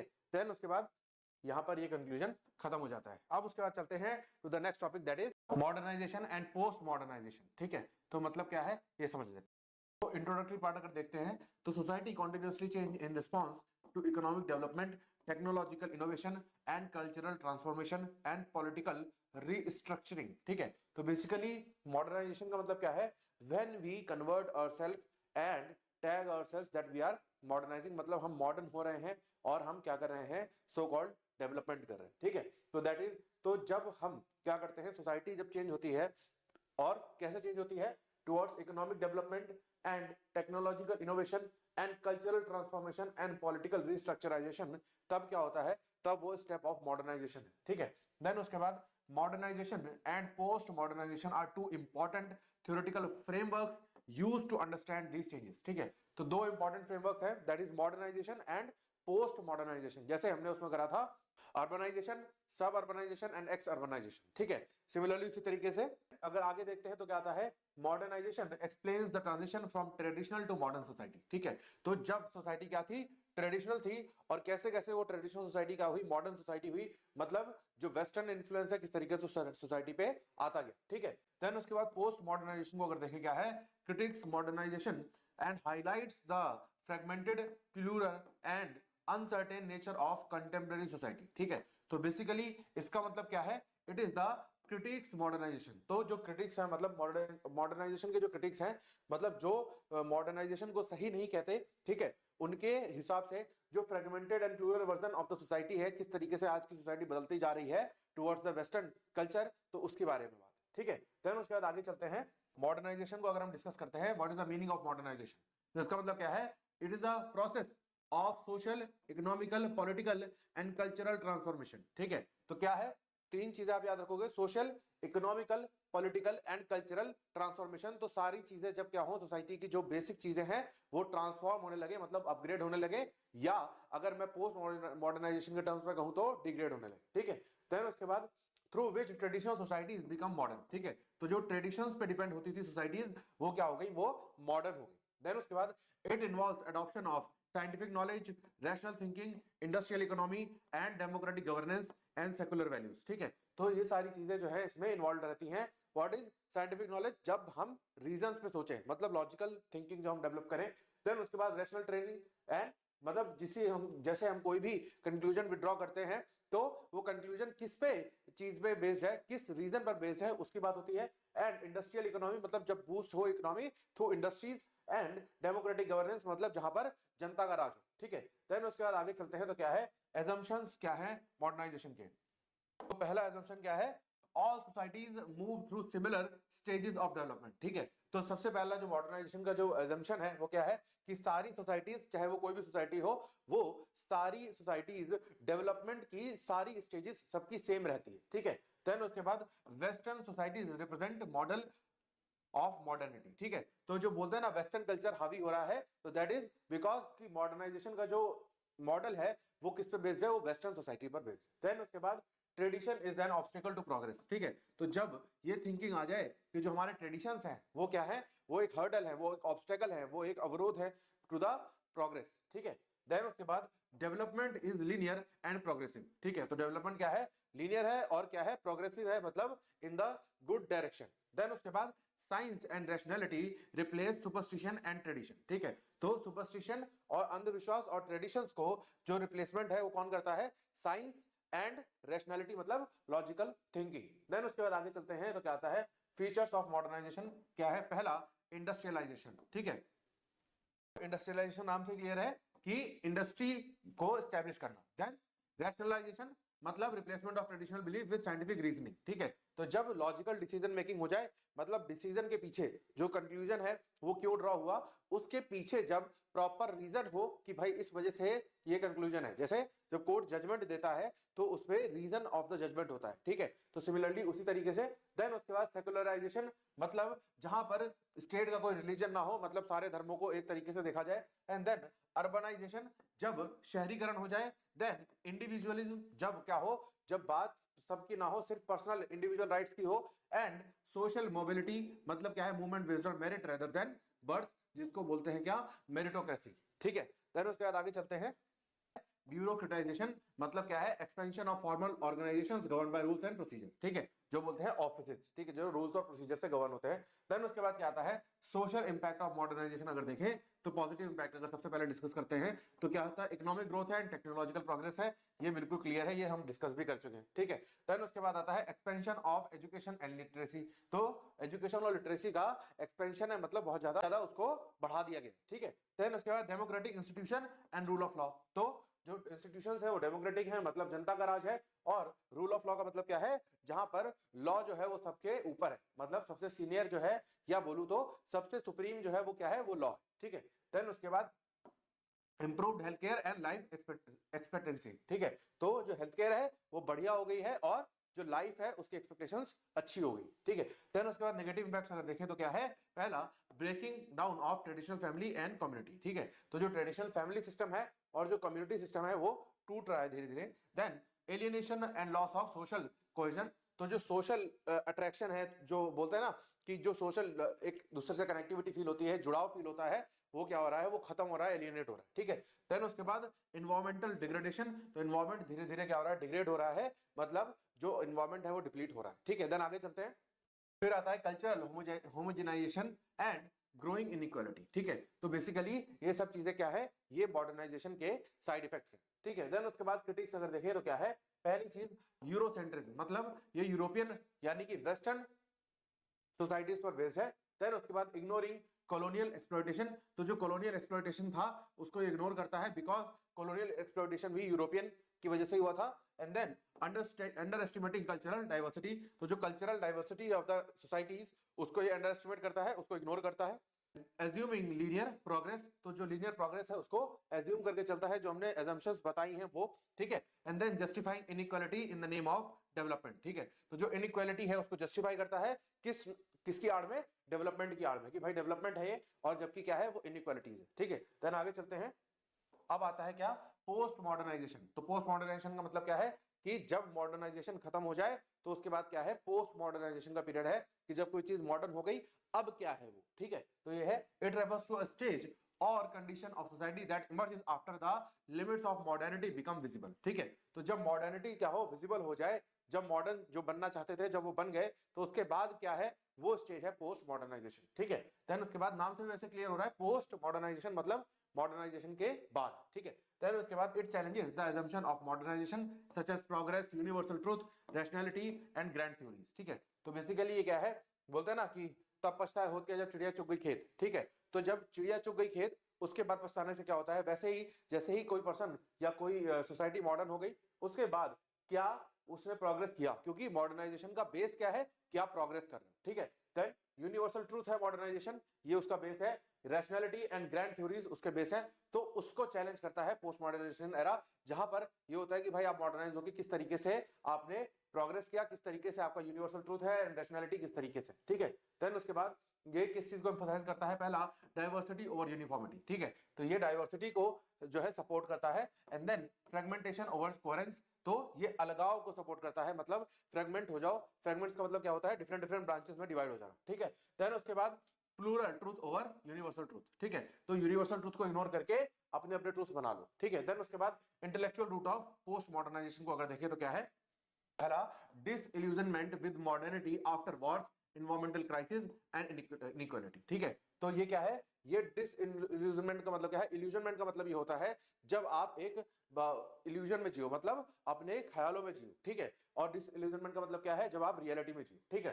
देन उसके बाद failure of modernization to deliver universal prosperity, तो जब मॉडर्नाइजेशन क्या हो, फेल हो जाए, तब तो क्या है, जब जो प्रोस्पेरिटी के लिए आप मॉडर्न होना चाहते थे तो वो आपको मिला ही नहीं, ठीक है। देन उसके बाद expansion of media, consumer culture and digital technologies, ठीक है। तो जो एक मीडिया है, कंज्यूमर कल्चर है और डिजिटल टेक्नोलॉजीज है, उसको एक्सपेंड करना। देन उसके बाद फीचर्स अगर देखें तो क्या है, डिक्लाइन ऑफ ग्रैंड नैरेटिव्स, ठीक है। तो मतलब क्या है, rejection of universal theories such as modernization, Marxism और एनलाइटमेंट, रैशनैलिटी, ठीक है। तो ये जो थ्योरीज है, theories of modernization, Marxism and enlightenment, rationality, मतलब जो आपकी लॉजिकल डिसीजन मेकिंग है उसको चैलेंज करता है। देन उसके बाद कल्चरल प्यूरिज्म, मतलब क्या है, acceptance of multiple identities, lifestyles and belief system, ठीक है। तो मतलब क्या है कि एक पर्सन का जो कल्चर है या मान लो एक ग्रुप का जो कल्चर है उसको एक्सेप्ट करना, उसके बिलीफ सिस्टम को एक्सेप्ट करना, ठीक है। देन आगे चलते हैं। फिर आता है क्या, पोस्ट मटेरियल वैल्यूज, मतलब क्या है, shift from economic survival to quality life, self expression, gender equality and environmental protection. तो इकोनॉमी को छोड़ के बाकी चीजों पर भी फोकस करना, जैसे gender equality, environment etcetera. Then उसके बाद आता है क्या, फ्रेगमेंटेड आइडेंटिटीज, तो individual hold multiple fluid identities rather than fixed social roles, ठीक है। तो इंडिविजुअल की क्या है, मल्टीपल आइडेंटिटी हो चुकी है, रेदर देन जो पहले होता था सोशल रोल जहां पर डिफाइन होते थे according to the status of the person, तो उसके अकॉर्डिंग नहीं हुआ, ठीक है। देन आगे चलते हैं, मीडिया एंड कंज्यूमर कल्चर आ गया, ठीक है। Reality is shared by images, media and symbols rather than objective truth, ठीक है। तो जो रियलिटी है वो मीडिया शेप कर रही है। देन उसके बाद नॉलेज एज रिलेटिव, मतलब क्या है, truth is seen as socially constructed rather than an absolute, ठीक है। तो ट्रूथ को क्या है, इस तरीके से देखा जाता है कि जो सोशली कंस्ट्रक्टेड बात है वो सही है, ठीक है, पर एक्चुअल बात पे कोई जाना ही नहीं चाहता, ठीक है। देन उसके बाद आगे चलते हैं, तो क्या है, सोशल कॉन्सिक्वेंसेस ऑफ मॉडर्नाइजेशन, मतलब क्या है, डिक्लाइन ऑफ ट्रेडिशनल अथॉरिटी, ठीक है। तो ट्रेडिशनल अथॉरिटी को डिक्लाइन करना, ये सोशल कॉन्सिक्वेंस है। देन आगे चलते हैं, आता है क्या, rise of identity politics, increased cultural tolerance, weakening of collective ideologies, growth of uncertainty and risk, blurring of boundaries between reality and representation, ठीक है। तो बेसिकली ये है जिसमें जो आइडेंटिटी पॉलिटिक्स है वो ज्यादा बढ़ गई। देन कल्चरल टॉलरेंस जो है वो बढ़ गई, as well as collective ideology जो है वो वीक हो गई, and growth of uncertainty and risk जो है वो बहुत ज्यादा बढ़ गया, जहां पर रिस्क फैक्टर्स इन्वॉल्व हो गए, and blurring of boundaries between reality and representation. ठीक है, तो जो इल्यूजन है और जो रियलिटी है उसके बीच में जो बाउंड्री है वो क्या हो गई, वो ब्लर हो गई। ब्लर का मतलब क्या है, वो धुंधली हो गई, मतलब अब इल्यूजन भी क्या लगता है, रियल लगता है। ठीक है, देन उसके बाद आगे चलते हैं तो क्या आता है, मॉडर्नाइजेशन वर्सेस पोस्ट मॉडर्नाइजेशन। ठीक है, तो इसका कंपैरेटिव टेबल है, एक बार देख लोगे, हम लोग ये डिस्कस कर चुके हैं तो बार बार इसको डिस्कशन नहीं करेंगे। तो ये फर्स्ट एस्पेक्ट है, देन ये सेकंड है, thereafter culture and knowledge and identity, उसके बाद वैल्यूज। ठीक है, अब आता है क्या, रेलेवेंस इन कंटेम्परेरी सोसाइटी। क्या रेलेवेंस है, सबसे पहले समझते हैं।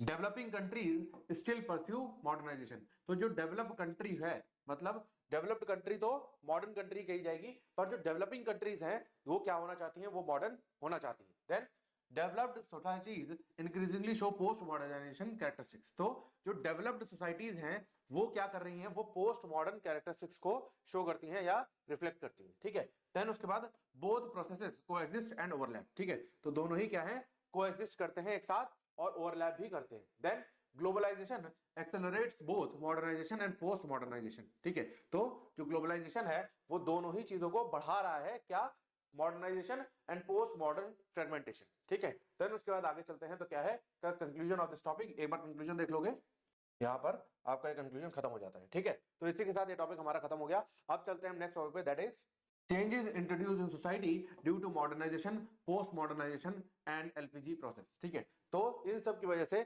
सोसाइटी में क्या क्या चेंजेस आए, तो ये चीज हमें पढ़नी है, ये हमारा नेक्स्ट टॉपिक है। तो इंट्रोडक्टरी पार्ट, आप इन सब चीजों को एक्सप्लेन करोगे जो हमने अभी डिस्कशन किया about modernization, post modernization, liberalization, privatisation and globalisation. ठीक है, तो बेसिकली आप इन सबको एक्सप्लेन करोगे और ये लिखोगे कि किस तरीके से इन्होंने सोसाइटी पे इंपैक्ट किया। ठीक है, तो ये हम डिस्कस कर चुके हैं, तो बार बार इंट्रोडक्टरी पार्ट डिस्कस नहीं करूंगा। एक बार आप देख लेना वीडियो पॉज करके, इसके कीवर्ड्स रिमेंबर कर लेना और अपने वर्ड्स में फ्रेम करके एग्जाम में लिख देना। ठीक है, देन आगे चलते हैं।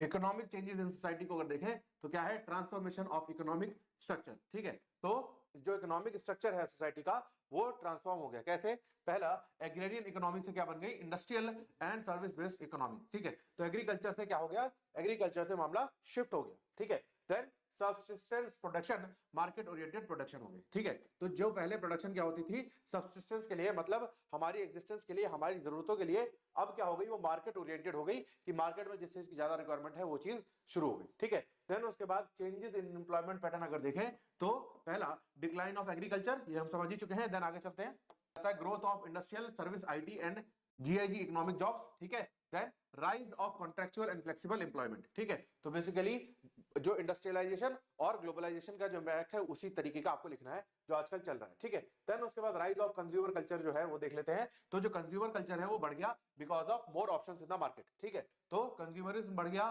ब्रांड कॉन्शियसनेस बढ़ गया एंड लाइफस्टाइल बेस्ड आइडेंटिटीज बढ़ गई। ठीक है, तो बेसिकली लोगों का फोकस किस पे हो गया, लाइफस्टाइल पे ज्यादा हो गया, ब्रांड का कॉन्शियसनेस बढ़ गया, इंक्रीज हो गया, एंड कंज्यूमरिज्म जो है वो बढ़ गया। ठीक है, देन उसके बाद आगे चलते हैं, सोशल स्ट्रक्चर चेंजेस को अगर देखें तो क्या, ट्रांसफॉर्मेशन ऑफ फैमिली सिस्टम। जो फैमिली सिस्टम है वो ट्रांसफॉर्म हुआ। कैसे, पहले होती थी जॉइंट फैमिली, फिर वो हो गई डिक्लाइन और जॉइंट फैमिली कल्चर खत्म होकर के क्या हो गया, nuclear family and single parent family. ठीक है, तो ये हो गया, मतलब न्यूक्लियर फैमिली का मतलब क्या है, जहां पर हस्बैंड वाइफ है, और सिंगल पेरेंट फैमिली का मतलब क्या है, husband wife and their children. ठीक है, बस ये हो गया। अब जैसे चिल्ड्रन बड़े होंगे, इनकी शादी होगी, ये अपने पेरेंट्स को छोड़ करके कहीं और शिफ्ट हो जाएंगे। ठीक है, देन उसके बाद increased autonomy of the individuals. ठीक है, तो हॉटस्टार की एड फिर से रिवाइज करा देता हूं, जहां पर उन्होंने प्रमोट किया था कि go solo, go on your screen, जो आप देखना चाहते हो वो देखो स्क्रीन पर।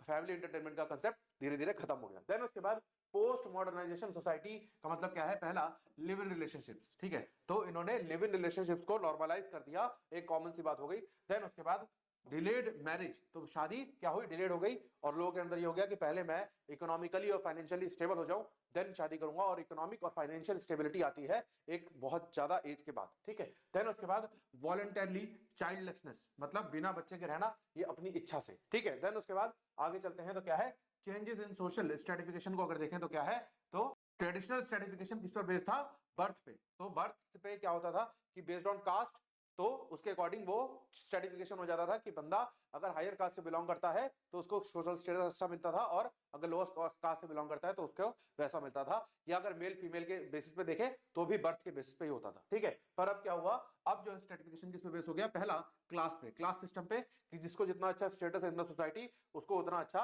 उसका रिप्रेजेंटेशन है। Then education, occupation and skills, ठीक है, तो इस पर बेस्ड हो गया पूरा सिस्टम। देन उसके बाद आगे चले तो एलपीजी ने क्या करा, किस चीज को वाइडर करा, पहला रिच पुअर डिवाइड, ठीक है, तो जो रिच कम्युनिटी थी वो और रिच होती चली गई और पुअर कम्युनिटी और पुअर होती चली गई। देन रीजनल इनइक्वालिटीज, बिकॉज ये जो एलपीजी प्रोसेस हुआ वो कुछ जगहों पे हुआ, तो जिन जगहों पे हुआ वो हो गए डेवलप्ड, और वो डेवलप होने की वजह से क्या हुए, वो हायर एरिया में चले गए, मतलब अर्बन कह सकते हो उनको, और जो बाकी एरिया थे जहां पे ये नहीं हो पाया वहां पर वो पीछे रह गए, यानी कि विलेज एरिया कह सकते हो, ठीक है। देन उसके बाद एजुकेशनल एंड डिजिटल गैप्स जो है वो बढ़ते चले गए बिकॉज ऑफ एलपीजी, तो जो डेवलपमेंट हुई वो सिर्फ शहरों में हुई। देन उसके बाद आगे चलते हैं तो क्या है, changing role of women and gender relations को अगर देखें तो क्या है, पहला फीमेल एजुकेशन जो है वो बढ़ गई थ्रू मॉडर्नाइजेशन, ठीक है। देन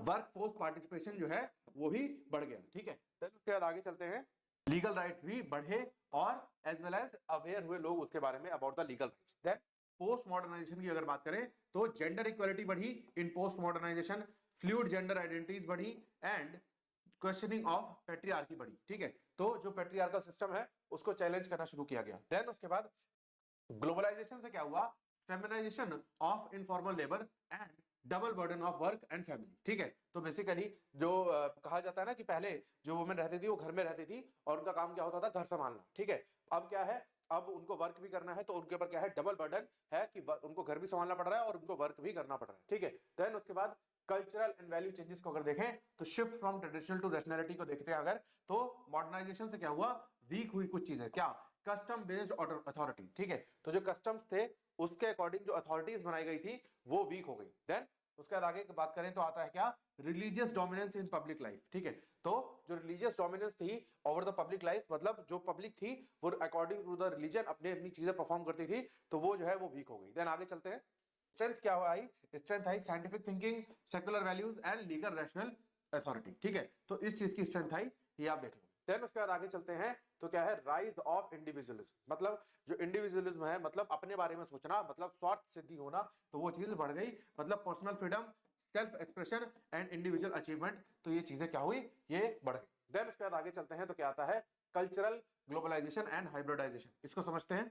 ग्लोबलाइजेशन से क्या इंट्रोड्यूस हुआ, western lifestyle and popular culture, तो जो वेस्टर्न लाइफस्टाइल है वो इंट्रोड्यूस हुई और जो पॉपुलर कल्चर है विद इन द कंट्रीज या इन डिफरेंट डिफरेंट कंट्रीज वो इंट्रोड्यूस हुआ, जिसकी वजह से उसका इंपैक्ट आया इन अदर स्टेट्स। देन उसके बाद global media and digital platform जो है वो इंट्रोड्यूस हुए, जिसकी वजह से क्या हुआ, अवेयरनेस बढ़ी थ्रू सोशल मीडिया, ठीक है। देन उसके बाद आता है, दिस रिजल्टेड इन, पहला कल्चरल होमोजेनाइजेशन इन सम एरियाज, ठीक है, तो कल्चरल जो है वो मिक्स हो गए in some areas. Then cultural hybridisation mix of global and local in others, ठीक है, तो होमोजेनाइज का मिक्स मतलब क्या है कि प्रॉपर उन्हीं के कल्चर को आपने अडॉप्ट कर लिया, और हाइब्रिडाइजेशन मतलब दोनों ही कल्चर कुछ एरियाज में देखने को मिले। देन उसके बाद आगे चलते हैं तो क्या है, value shift in post modern society को अगर देखें तो क्या है, सबसे पहला emphasize on quality of life, ठीक है, तो पहले क्या होता था, बेयर सब्सटेंस की बात होती थी, पर अब क्या है, क्वालिटी ऑफ लाइफ पे भी फोकस करने लगे। देन एनवायरमेंटल अवेयरनेस जो है वो बढ़ गई in post modern era and human rights जो है वो बढ़ गए इन post modern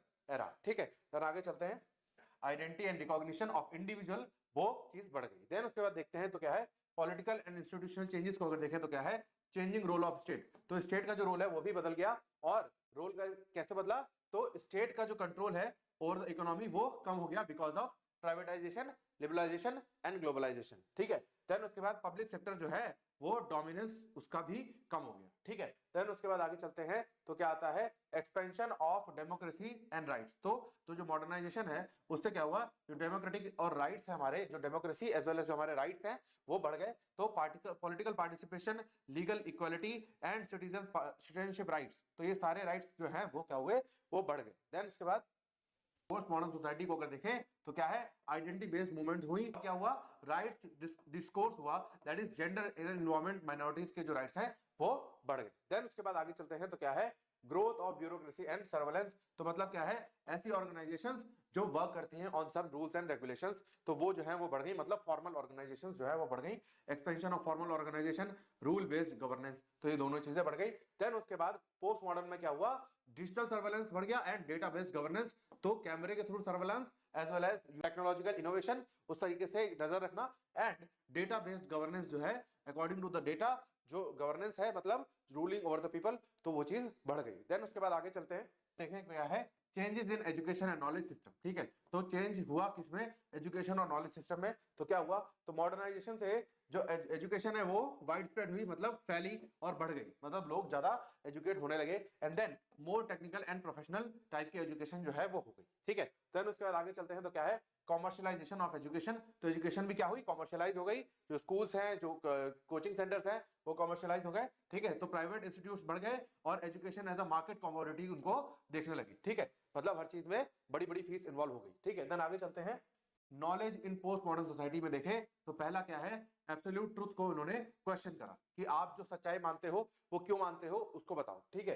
then universal knowledge को इन्होंने क्वेश्चन करा कि भाई यूनिवर्सल नॉलेज ऐसी क्या चीज होती है। ठीक है, देन उसके बाद नॉलेज क्या बन गई, कंटेक्चुअल बन गई। तो पर्टिकुलर कंटेक्स्ट में डिस्कशन एक नॉलेज का पैटर्न हो गया, प्लूरल बन गई एंड मीडिया ड्रिवन बन गई। तो जो मीडिया बता दे वही सच्चाई है। देन उसके बाद आगे चलते हैं तो क्या है, फिजियोलॉजिकल एंड लाइफस्टाइल चेंजेस को अगर देखें तो सबसे पहले upward mobility, global lifestyle and personal success पर लोगों का ध्यान चला गया, तो ये बन गई एस्पिरेशंस। देन उसके बाद आगे चलते हैं, rise of stress and alienation. तो स्ट्रेस और एलियनेशन का जो है चीजें बढ़ गई। ठीक है, तो मटेरियल प्रोग्रेस हुआ पर सोसाइटीज को क्या फेस करना पड़ा, anxiety and stress, loneliness and less in urban life and identity confusion. ठीक है, तो ये चीजें सोसाइटी को फेस करनी पड़ी। इसीलिए आजकल जो चीजें हो रही है वो back to the traditional way में जाने की कोशिश कर रहे हैं, जहां पर कुछ लोग क्या कर रहे हैं, कुछ लोग ये करना चाहते हैं कि जो उनके ट्रेडिशंस है उस पर वो जाना चाहते हैं, लाइक मेडिटेशन वगैरह वगैरह। ठीक है, देन उसके बाद आगे चलते हैं तो क्या आता है,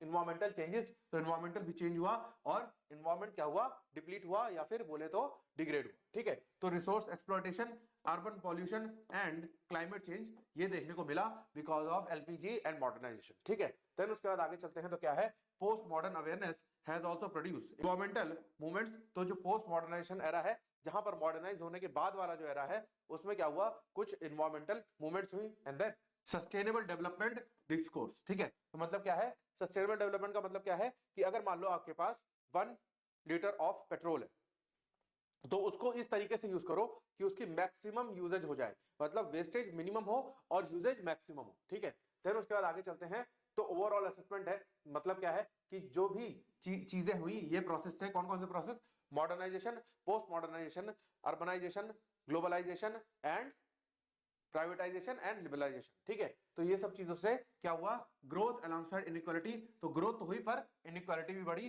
फ्रीडम अलोंगसाइड इनसिक्योरिटी, तो फ्रीडम बढ़ी पर इनसिक्योरिटी भी बढ़ी, लोग अकेले हो गए, एंड डाइवर्सिटी अलोंगसाइड फ्रेगमेंटेशन, तो डाइवर्सिटी तो बढ़ी पर लोग क्या हो गए, फ्रेगमेंट्स में डिवाइड हो गए। ठीक है, देन उसके बाद आगे चलते हैं तो कंक्लूजन ऑफ दिस टॉपिक है, एक बार इसको आप देख लोगे और इसी के साथ पर कंक्लूजन खत्म होते ही हमारा जो ये टॉपिक भी है ये और हो गया। अब चलते हैं towards the next topic, that is development, planning and change. ठीक है, तो इसको समझते हैं, what is meant by development, what is meant bye planning and what is meant by change. ठीक है, तो डेवलपमेंट को वो हमने अभी तरीके से समझा कि जो ट्रेडिशनल सोसाइटीज थी उन्होंने डेवलपमेंट को किस तरीके से समझा कि मॉडर्नाइज हो जाओ तो यू विल बी डेवलप्ड। ठीक है, देन प्लानिंग मतलब उस मॉडर्नाइजेशन की तरफ किस तरीके से जाना है, that is the planning.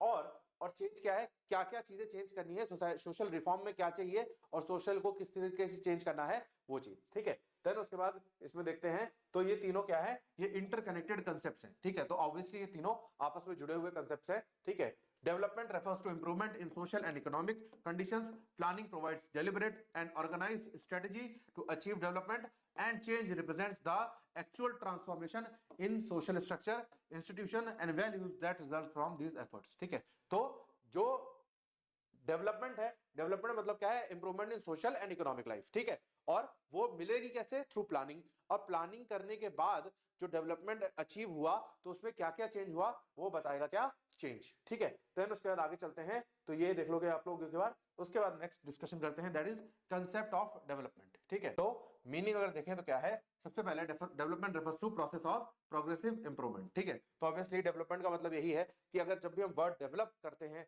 Use करते हैं, तो क्या होता है कि आप हमेशा प्रोग्रेसिव डेवलपमेंट की बात करते हो, रिग्रेसिव डेवलपमेंट कोई नहीं करता। ठीक है, देन उसके बाद देखें तो क्या है, इट इंक्लूड्स पहला इकोनॉमिक वेलबींग, कि आप फाइनेंशियली स्टेबल हो जाओ, then social equality and political participation, cultural advancement and human capabilities. ठीक है, तो बेसिकली इन सब चीजों पे फोकस करते हैं जब भी डेवलपमेंट की बात होती है। ठीक है, देन उसके बाद आगे चले तो क्या आता है, डायमेंशंस अगर देखें तो क्या है, पहला इकोनॉमिक डेवलपमेंट, जहां पर आप आर्थिक रूप से डेवलप करो, मतलब फाइनेंशियली स्टेबल हो। ठीक है, देन है सोशल डेवलपमेंट, जहां पर expansion of education and health services हो, मतलब इकोनॉमी के अलावा जो डेवलपमेंट हो। ठीक है, देन उसके बाद आगे चलते हैं तो क्या है, पॉलिटिकल डेवलपमेंट, जहां पर democratic institutions, rule of law and participation and accountability हो। तो बेसिकली अगर मैं बात करूं तो डीपीएसपी। ठीक है, तो वो क्या है, हमारा पॉलिटिकल डेवलपमेंट की बात करता है, प्लस जो रूल ऑफ लॉ है किसमें है, आर्टिकल नंबर 14 में। तो चाहो तो ये आप मेंशन कर देना, पर आगे आपको सेमेस्टर्स में ये पढ़ना ही है। ठीक है, देन उसके बाद ह्यूमन डेवलपमेंट अगर देखें तो क्या है, ह्यूमन डेवलपमेंट मतलब expansion of people's choices and capabilities. ठीक है, तो जो लोगों की चॉइस है और उनकी जो कैपेबिलिटीज है वो जब बढ़ जाती है तो दैट इज ह्यूमन डेवलपमेंट। ठीक है, देन उसके बाद आगे चलते हैं, पता है क्या है, सोशियोलॉजिकल पर्सपेक्टिव ऑन डेवलपमेंट। तो सोशियोलॉजिकल पर्सपेक्टिव क्या है, सोशियोलॉजी एम्फसाइजेस दैट डेवलपमेंट पहला इज अनइवन एंड अनइक्वल। ठीक है, तो डेवलपमेंट का जो प्रोसेस है वो कहीं भी इक्वल नहीं हो सकता।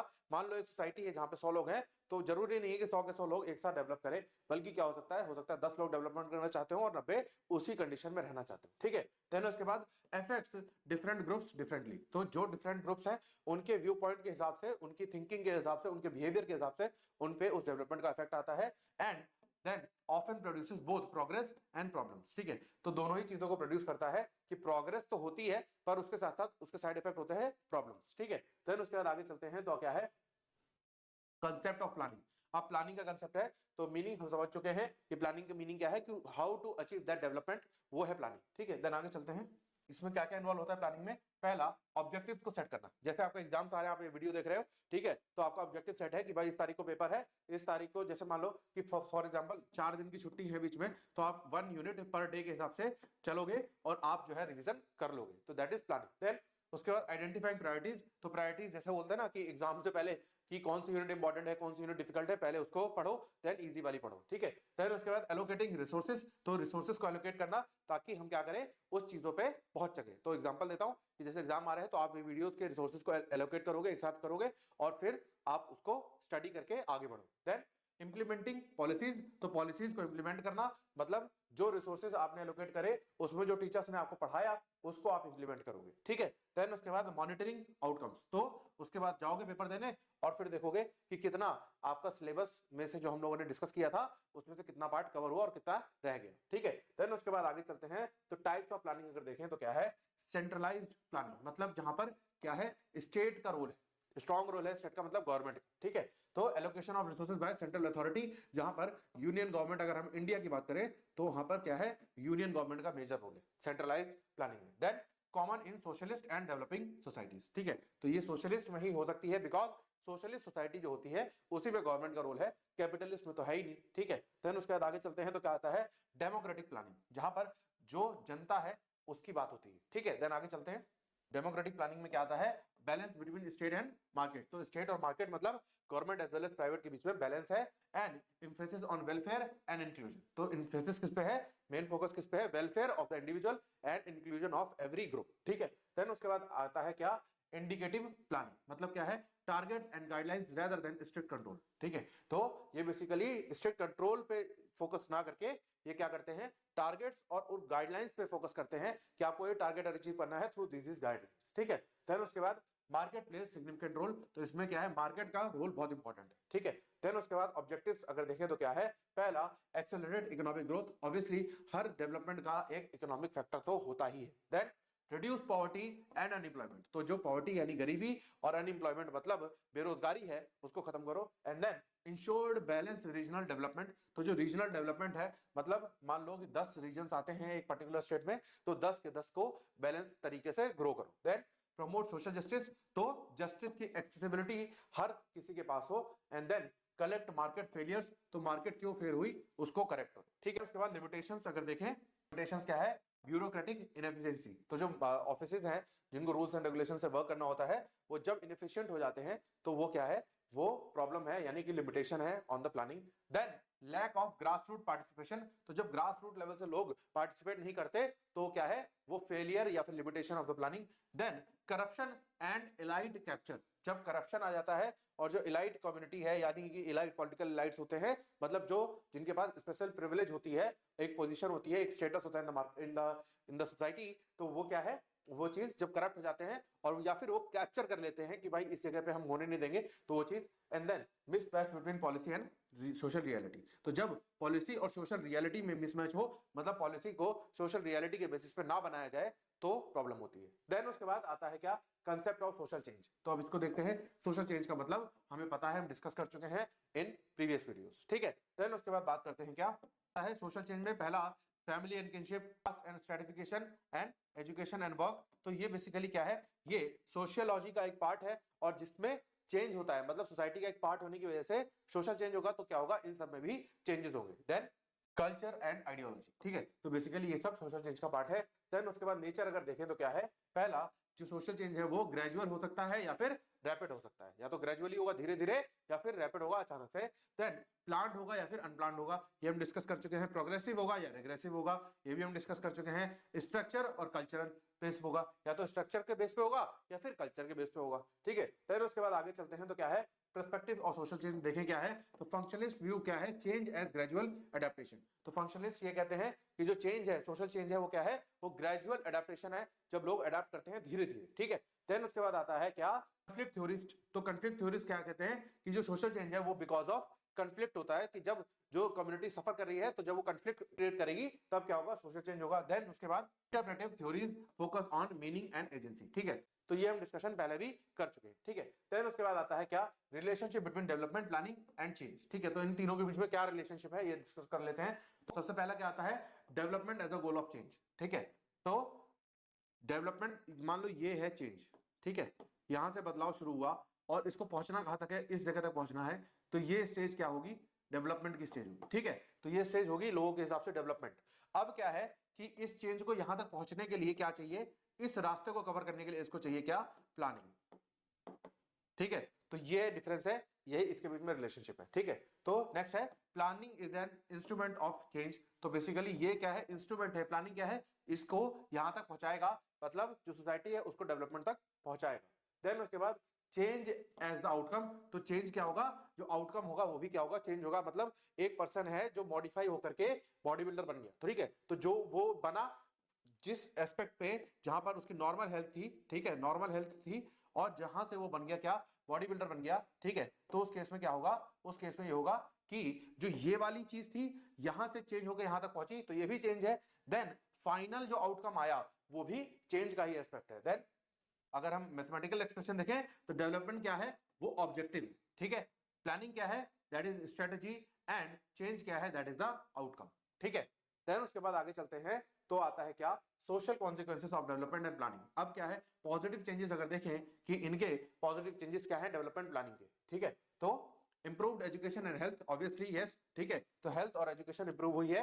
And then increased life expectancy, तो जो लाइफ को लेके एक्सपेक्टेशंस है वो बढ़ गई है लोगों की। एंड एक्सपेंशन ऑफ इंफ्रास्ट्रक्चर, तो जो इंफ्रास्ट्रक्चर है वो एक्सपैंड हुआ है, वो अच्छा हुआ है। And then rise of middle class, तो मिडिल क्लास लोग बढ़ गए हैं। एंड ग्रेटर सोशल मोबिलिटी, तो सोशल मोबिलिटी क्या है, वो बढ़ गई। देन उसके बाद नेगेटिव चेंजेस अगर देखें तो क्या है, डिस्प्लेसमेंट एंड मार्जिनलाइजेशन, ठीक है, तो ये है। Then urban overcrowding, environmental degradation, cultural dislocation and growing inequality, तो बेसिकली हम बार बार डिस्कशन नहीं करेंगे, हम डिस्कस कर चुके हैं, तो ये आपको की पॉइंट्स पे रिवाइज कर लेना है। देन उसके बाद आगे चलते हैं तो क्या है, critic of development and planning, तो क्या डेवलपमेंट एंड प्लानिंग के क्या क्रिटिक्स हैं, तो पहला डेवलपमेंट मॉडल्स आर यूरोसेंट्रिक, मतलब वेस्टर्न कल्चर है, ये भी डिस्कशन हो चुका है। Planning often ignores local knowledge, तो जो लोकल नॉलेज है उसको इग्नोर कर दिया जाता है based on the western knowledge. And then growth oriented development neglect sustainability, ठीक है, तो जो ज्यादा ग्रोथ पे फोकस करता है उसका फोकस हमेशा प्रोग्रेस पे रहता है, पर वो सस्टेनेबल डेवलपमेंट को भूल जाता है, वो मतलब ज्यादा रिसोर्सेज को यूज करने लगता है। And then benefits are unevenly distributed, तो जो बेनिफिट ऑफ द डेवलपमेंट है वो क्या है, वो डिस्ट्रीब्यूट गलत तरीके से हो जाता है या फिर अनइवन तरीके से हो जाता है। ठीक है, देन उसके बाद आगे चलते हैं।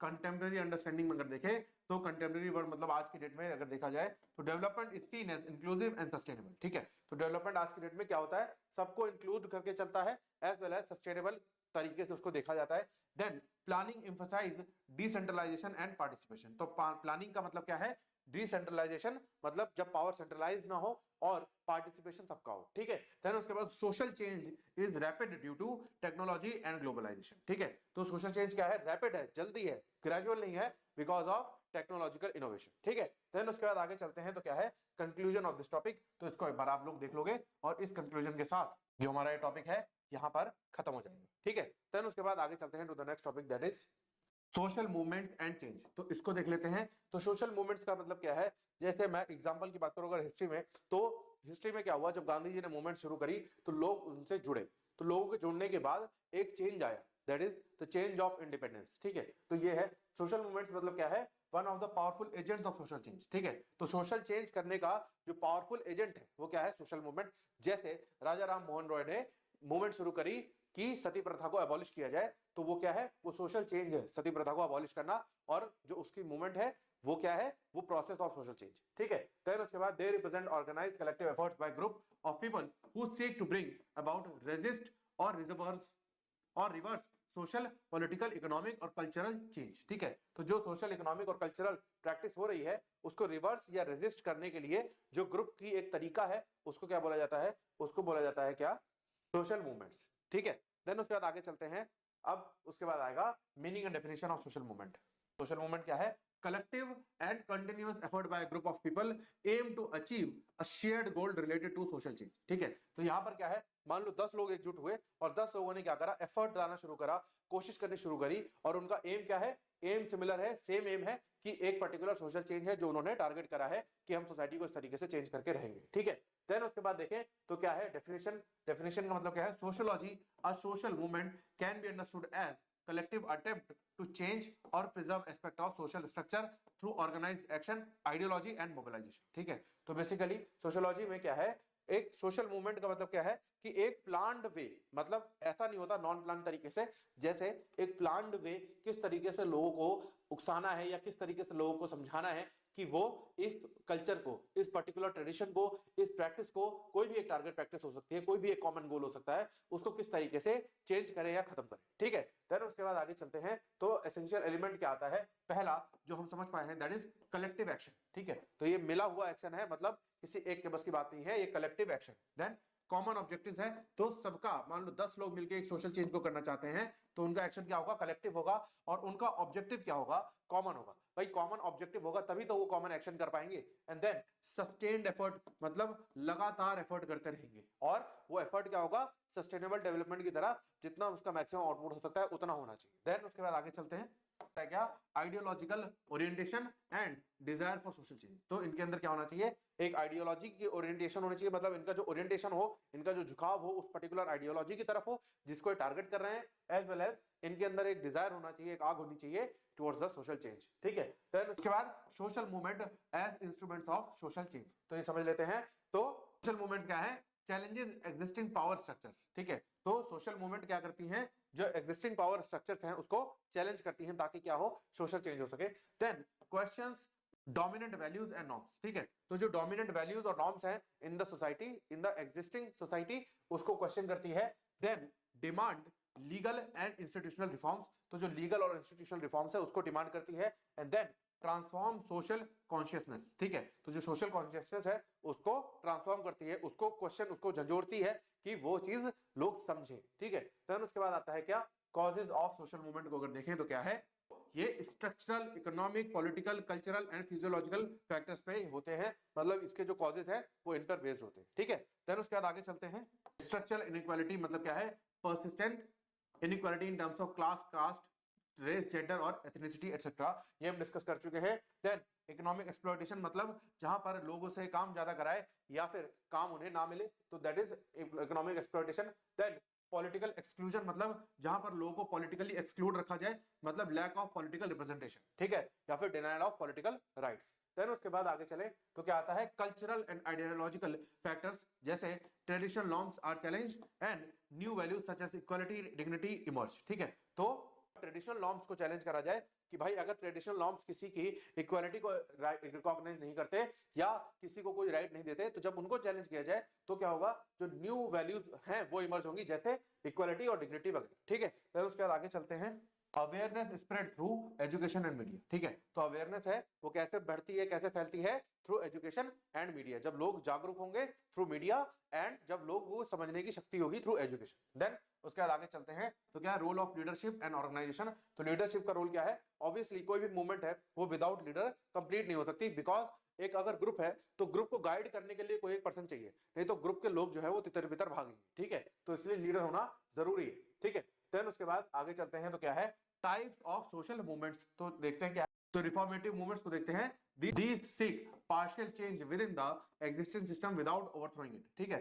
तो ये जो रिफॉर्मेटिव मूवमेंट है, तो जैसे आप लॉयर्स हो या फिर बोलूं तो एस्पायरिंग लॉयर्स हो, ठीक है, तो आप लोगों को ये पता होना चाहिए जो थ्योरीज ऑफ पनिशमेंट है वो क्या है। तो पहली रिफॉर्मेटिव पनिशमेंट होती थी हमारे लॉ में, जहां पर लोग, जैसे एक व्यक्ति है जिसको सजा हुई है, तो लॉ उसको मौका देता है कि भाई तुम अपने आप को सही कर लो। सिमिलरली जो रिफॉर्मेटिव मूवमेंट है वो भी सिमिलरली इस तरीके की है, जहां पर जो सोसाइटी के एग्जिस्टिंग नॉर्म है उसी को मौका दिया जा रहा है कि विदाउट ओवरथ्रोइंग ऑल द नॉर्म्स, कुछ नॉर्म को चेंज करके आप क्या कर लो, रिफॉर्म कर लो, ठीक है। देन उसके बाद आगे चलते हैं तो क्या है, रेवोल्यूशनरी मूवमेंट्स, मतलब तो ये रेवोल्यूशन पे फोकस करती है, मतलब radical transformation of society by replacing existing social, political और इकोनॉमिक सिस्टम। तो ये रिप्लेसमेंट ऑफ करंट सिस्टम की बात करती है बाय रेवोल्यूशन। देन उसके बाद आता है क्या, कंजर्वेटिव मूवमेंट्स, मतलब aim to preserve traditional values और रिस्टोर पास्ट सोशल अरेंजमेंट, ठीक है। तो जो आफ्टर द मूवमेंट रिजल्ट आता है कि भाई जो चेंज हुआ वो अच्छा हुआ या खराब हुआ, उसके बेसिस पर ये थर्ड मूवमेंट है, दैट इज कंजर्वेटिव, जो रिस्टोर करने की कोशिश करती है, जो पहला था वही हो जाए, ठीक है। देन उसके बाद आगे चलते हैं तो क्या है, रेजिस्टेंस मूवमेंट, मतलब क्या है, these oppose imposed changes such as displacement due to development projects, ठीक है। तो जैसे आप लोगों ने सुना होगा कि कोई लोग स्ट्राइक कर रहे हैं बिकॉज वो लोग वहां पर कोई कंस्ट्रक्शन पर्टिकुलर रोकना चाहते हैं, तो this is kind of change, ठीक है। तो ये क्या है, ये रेजिस्टेंट मूवमेंट है, मतलब उस मूवमेंट, उस चीज को रेजिस्ट करा जाए, ठीक है। देन उसके बाद आगे चलते हैं तो cultural domination and state repression, तो इन सब चीजों को ये रेजिस्ट करते हैं। तो जनरली अगर मैं इसका एग्जांपल दूं तो रेजिस्टेंट मूवमेंट को कौन फॉलो करता है, शेड्यूल्ड ट्राइब कम्युनिटी के लोग, ठीक है। देन उसके बाद स्टेजेस ऑफ सोशल मूवमेंट, तो स्टेजेस अगर देखें तो क्या है, सबसे पहला इमरजेंस, मतलब शुरुआत, ठीक है। बात कैसे होगी, जब कोई सोशल प्रॉब्लम को रिकॉग्नाइज किया जाएगा, जब ये देखा जाएगा कि भाई ये प्रॉब्लम एग्जिस्ट कर रही है इन द मार्केट। देन उसके बाद क्या है, coalescence, that is people come together, leadership emerges, goals are articulated and collective action begin, ठीक है। तो बेसिकली जब लोग एकजुट हो जाएं, लीडर आ जाए, उनमें कोई एक लीडर बन जाए और जो गोल्स है वो बन जाए, फ्रेम हो जाए उस इकट्ठा होने का कारण, एंड देन कलेक्टिव एक्शन जो है फिर शुरू हो जाता है। देन ब्यूरोक्रेटाइजेशन, मतलब क्या है, movement becomes organized with formal structure, rules and strategies, ठीक है। तो फॉर्मल स्ट्रक्चर, रूल्स और स्ट्रेटजीज से वो लोग काम करना शुरू कर देते हैं। देन डिक्लाइन और ट्रांसफॉर्मेशन, ठीक है, मतलब क्या है, मूवमेंट में भी डिक्लाइन ड्यू टू, कब डिक्लाइन हो सकती है, जब गोल अचीव हो जाए, जो उन्होंने सोचा था वो उनको मिल गया, रिप्रेस हो जाए, उनको दबा दिया जाए, या फिर इंटरनल कंफ्लिक्ट हो जाए, जो लोग इकट्ठा हुए थे वो आपसी में ही लड़ मर जाए, and then transformation into political institution, तो अगर वो क्या हो जाए, वो ट्रांसफॉर्म हो जाए इन द पॉलिटिकल इंस्टीट्यूशन, ठीक है। देन उसके बाद थ्योरेटिकल पर्सपेक्टिव अगर देखें तो क्या है, कॉन्फ्लिक्ट पर्सपेक्टिव, जहां पर क्या है, from the conflict view point. तो कॉन्फ्लिक्ट व्यू पॉइंट का क्या है, जब लोग किसी भी इनइक्वालिटी की वजह से रेजिस्ट करते हैं या फिर कॉन्फ्लिक्ट क्रिएट करते हैं इन द सोसाइटी। देन उसके बाद आगे चलते हैं तो क्या है, फंक्शनलिस्ट पर्सपेक्टिव, इसका भी हम डिस्कस कर ही चुके हैं। रिस्पांस टू सोशल स्ट्रेन, मतलब जो सोशल मूवमेंट शुरू हुई वो किस वजह से शुरू हुई, एक जवाब की तरह कि भाई ये सोशल प्रॉब्लम है तो हम इसका ऐसा जवाब देंगे, और दे में हेल्प, किस चीज में हेल्प कर सकते हैं, in restore the balance by correcting dysfunctions but can also disrupt social order, ठीक है। तो जो डिसफंक्शन हुआ है उसको रिस्टोर कर सकते हैं, उसको सही कर सकते हैं, पर इसका कॉन्सिक्वेंस क्या आ सकता है, कॉन्सिक्वेंस ये भी हो सकता है कि जो सोशल ऑर्डर है वो इफेक्ट हो जाए, उस पर उल्टा असर आ जाए। देन रिसोर्स मोबिलाइजेशन थ्योरी को अगर देखें तो क्या है, this theory emphasize that movement succeed not just because of grievances but due to, किस वजह से सक्सीड होती है मूवमेंट, पहला एक्सेस टू रिसोर्सेज, तो जिस मूवमेंट पे रिसोर्सेज का एक्सेस होगा वो मूवमेंट क्या होगी, सक्सीड हो जाएगी। देन ऑर्गेनाइजेशनल कैपेसिटी, तो जो ऑर्गेनाइजेशन है उसकी कैपेसिटी पे, एंड देन लीडरशिप की वजह से, एंड मीडिया एंड फंडिंग की वजह से जो मूवमेंट्स हैं सोशल मूवमेंट वो सक्सीड हो जाते हैं। देन उसके बाद आगे चलते हैं तो क्या है, न्यू सोशल मूवमेंट थ्योरी, तो इसको समझ लेते हैं। This perspective highlights movements based on, तो ये जो है किसकी बात करता है, जो मूवमेंट्स किस पर बेस्ड हो, सबसे पहला आइडेंटिटी, कल्चर, एनवायरनमेंट, तो ये जो है न्यू सोशल मूवमेंट जो है वो किन पर बेस्ड होंगी, या तो आइडेंटिटी पे, या तो कल्चर पे, या तो एनवायरनमेंट पे, एंड देन जेंडर पे और लाइफस्टाइल पे, ठीक है। तो इन पर जो बेस्ड होंगी वो क्या है, वो new social reforms theory. Then उसके बाद आगे आता है क्या, इंटरप्रेटिव पर्सपेक्टिव को अगर देखें तो क्या है, influenced by thinkers like max weber, this view emphasises meaning, motivation and values behind collective action, ठीक है। तो बेसिकली इंटरप्रेटिव पर्सपेक्टिव ये है सिंपल सा कि why, what is the meaning and what is the motivation behind the movement and what is the values behind the collective action, ठीक है। तो उसके बाद बात करते हैं तो क्या है, social movements and legal institutional change, ठीक है, इसको देख लेते हैं। तो new laws and constitutional amendments, ठीक है, तो सोशल मूवमेंट से क्या आता है, नया लॉ आता है और कॉन्स्टिट्यूशनल अमेंडमेंट्स आती हैं। देन एक्सपेंशन ऑफ राइट्स होता है, एंड पॉलिसी जो है वो क्या होती है, रिफॉर्म होती है, उसको रिफॉर्म किया जाता है, दोबारा बनाया जाता है, एंड देन एक्टिविज्म आता है, and examples include labour laws, gender justice and environmental regulations, ठीक है। तो ये इसके एग्जांपल है किसके, सोशल मूवमेंट्स के। देन उसके बाद बात करते हैं तो क्या है, social movement and cultural change को अगर देखें तो beyond laws movements also transform, किस किस को और चीज को ट्रांसफॉर्म करती हैं, सोशल एटीट्यूड, तो लोगों का जो रवैया है सोसाइटी में उसको ट्रांसफॉर्म करती हैं, मॉरल वैल्यूज को ट्रांसफॉर्म करती हैं, एंड पब्लिक डिस्कोर्स को ट्रांसफॉर्म करती हैं, तो लोगों को ये ट्रांसफॉर्म करती हैं टेक्निकली कहूं तो। देन उसके बाद आगे चलते हैं, एग्जांपल देख लोगे एक बार आप लोग। उसके बाद आता है क्या, limitation and challenges of social movement, ठीक है। तो क्या लिमिटेशन और चैलेंजेस है जो सोशल मूवमेंट को फेस करने पड़ते हैं, सबसे पहला आता है फ्रेगमेंटेशन एंड इंटरनल कॉन्फ्लिक्ट, तो लोग क्या होते हैं, फ्रेगमेंट हो जाते हैं, डिवाइड हो जाते हैं, और आपस में इंटरनली उनके कॉन्फ्लिक्ट शुरू हो सकते हैं। देन को ऑप्शन बाय पॉलिटिकल इंटरेस्ट, तो पॉलिटिकल इंटरेस्ट से लोग क्या होते हैं, डिवाइड हो जाते हैं। And then state repression and violence, तो स्टेट जो है उनको दबाता है और वायलेंस करता है, and fatigue and loss of momentum, ठीक है। तो मोमेंटम है मतलब जिस वजह से मूवमेंट शुरू हुई कभी कभार उसका लॉस हो जाता है। देन उसके बाद लिमिटेड इंक्लूसिविटी, तो जो इंक्लूसिविटी है मतलब लोगों की जो इंक्लूसिवनेस है वो लिमिटेड है, जिसकी वजह से वो इंटरेस्ट नहीं लेते। देन उसके बाद आगे चलते हैं, तो अब सोशल मूवमेंट अगर आज के वर्ल्ड में देखें, जो आज की कंटेम्प्रेरी सोसाइटी है उसमें देख लेते हैं, तो पहला क्या है, डिजिटल मीडिया से होती है social movement. Then movements are faster, global and network based, ठीक है। तो मूवमेंट जो है वो फास्टर है, ग्रेजुअल नहीं रही, क्योंकि आजकल किसी को कोई चीज नई शुरू करनी होती है तो एक वीडियो अपलोड करता है और वायरल हो जाती है, तो वो क्या है, फास्ट मूवमेंट है। देन उसके बाद देखें तो identity based and issue specific movement जो है वो बढ़ गई है, ठीक है। देन उसके बाद आगे चलते हैं तो क्या आता है, relationship between social movement and social change, तो इन दोनों के बीच में क्या रिलेशनशिप है, तो सबसे पहले सोशल मूवमेंट जो है उसकी वजह से क्या होता है, सोशल चेंज होता है, ये हम समझ चुके हैं। देन उसके बाद आगे चलते हैं, social change generates new movements, ठीक है। तो सोशल चेंज से क्या होता है, नई मूवमेंट्स की शुरुआत होती है। देन उसके बाद मूवमेंट्स को अगर देखें तो ऑल्टर सोशल स्ट्रक्चर, तो सोशल स्ट्रक्चर को ऑल्टर करती हैं क्या, social movements, redefine norms and values and expand democratic space, ठीक है। तो बेसिकली जो norms and values of the society है, जिस पर सोसाइटी वर्क करती है, उसको रीडिफाइन करती हैं, एज वेल एज जो डेमोक्रेटिक स्पेस है उसको एक्सपेंड करती हैं यानी कि बढ़ाती हैं, एंड एम्पावर मार्जिनलाइज्ड ग्रुप, तो जो मार्जिनलाइज्ड ग्रुप है, जो छोटे हुए ग्रुप है, उनको ये एम्पावर करती हैं, मतलब सशक्त करती है, ठीक है। देन उसके बाद ये कंक्लूजन ऑफ दिस टॉपिक है, एक बार देख लोगे आप लोग, पर ये कंक्लूजन हमारा खत्म हो जाता है, और इसी के साथ हमारा unit number 3 of semester number 1 sociology is also over. अब मिलते हैं हम यूनिट नंबर 4 में जल्दी ही। Thank you for watching and stay tuned for further updates.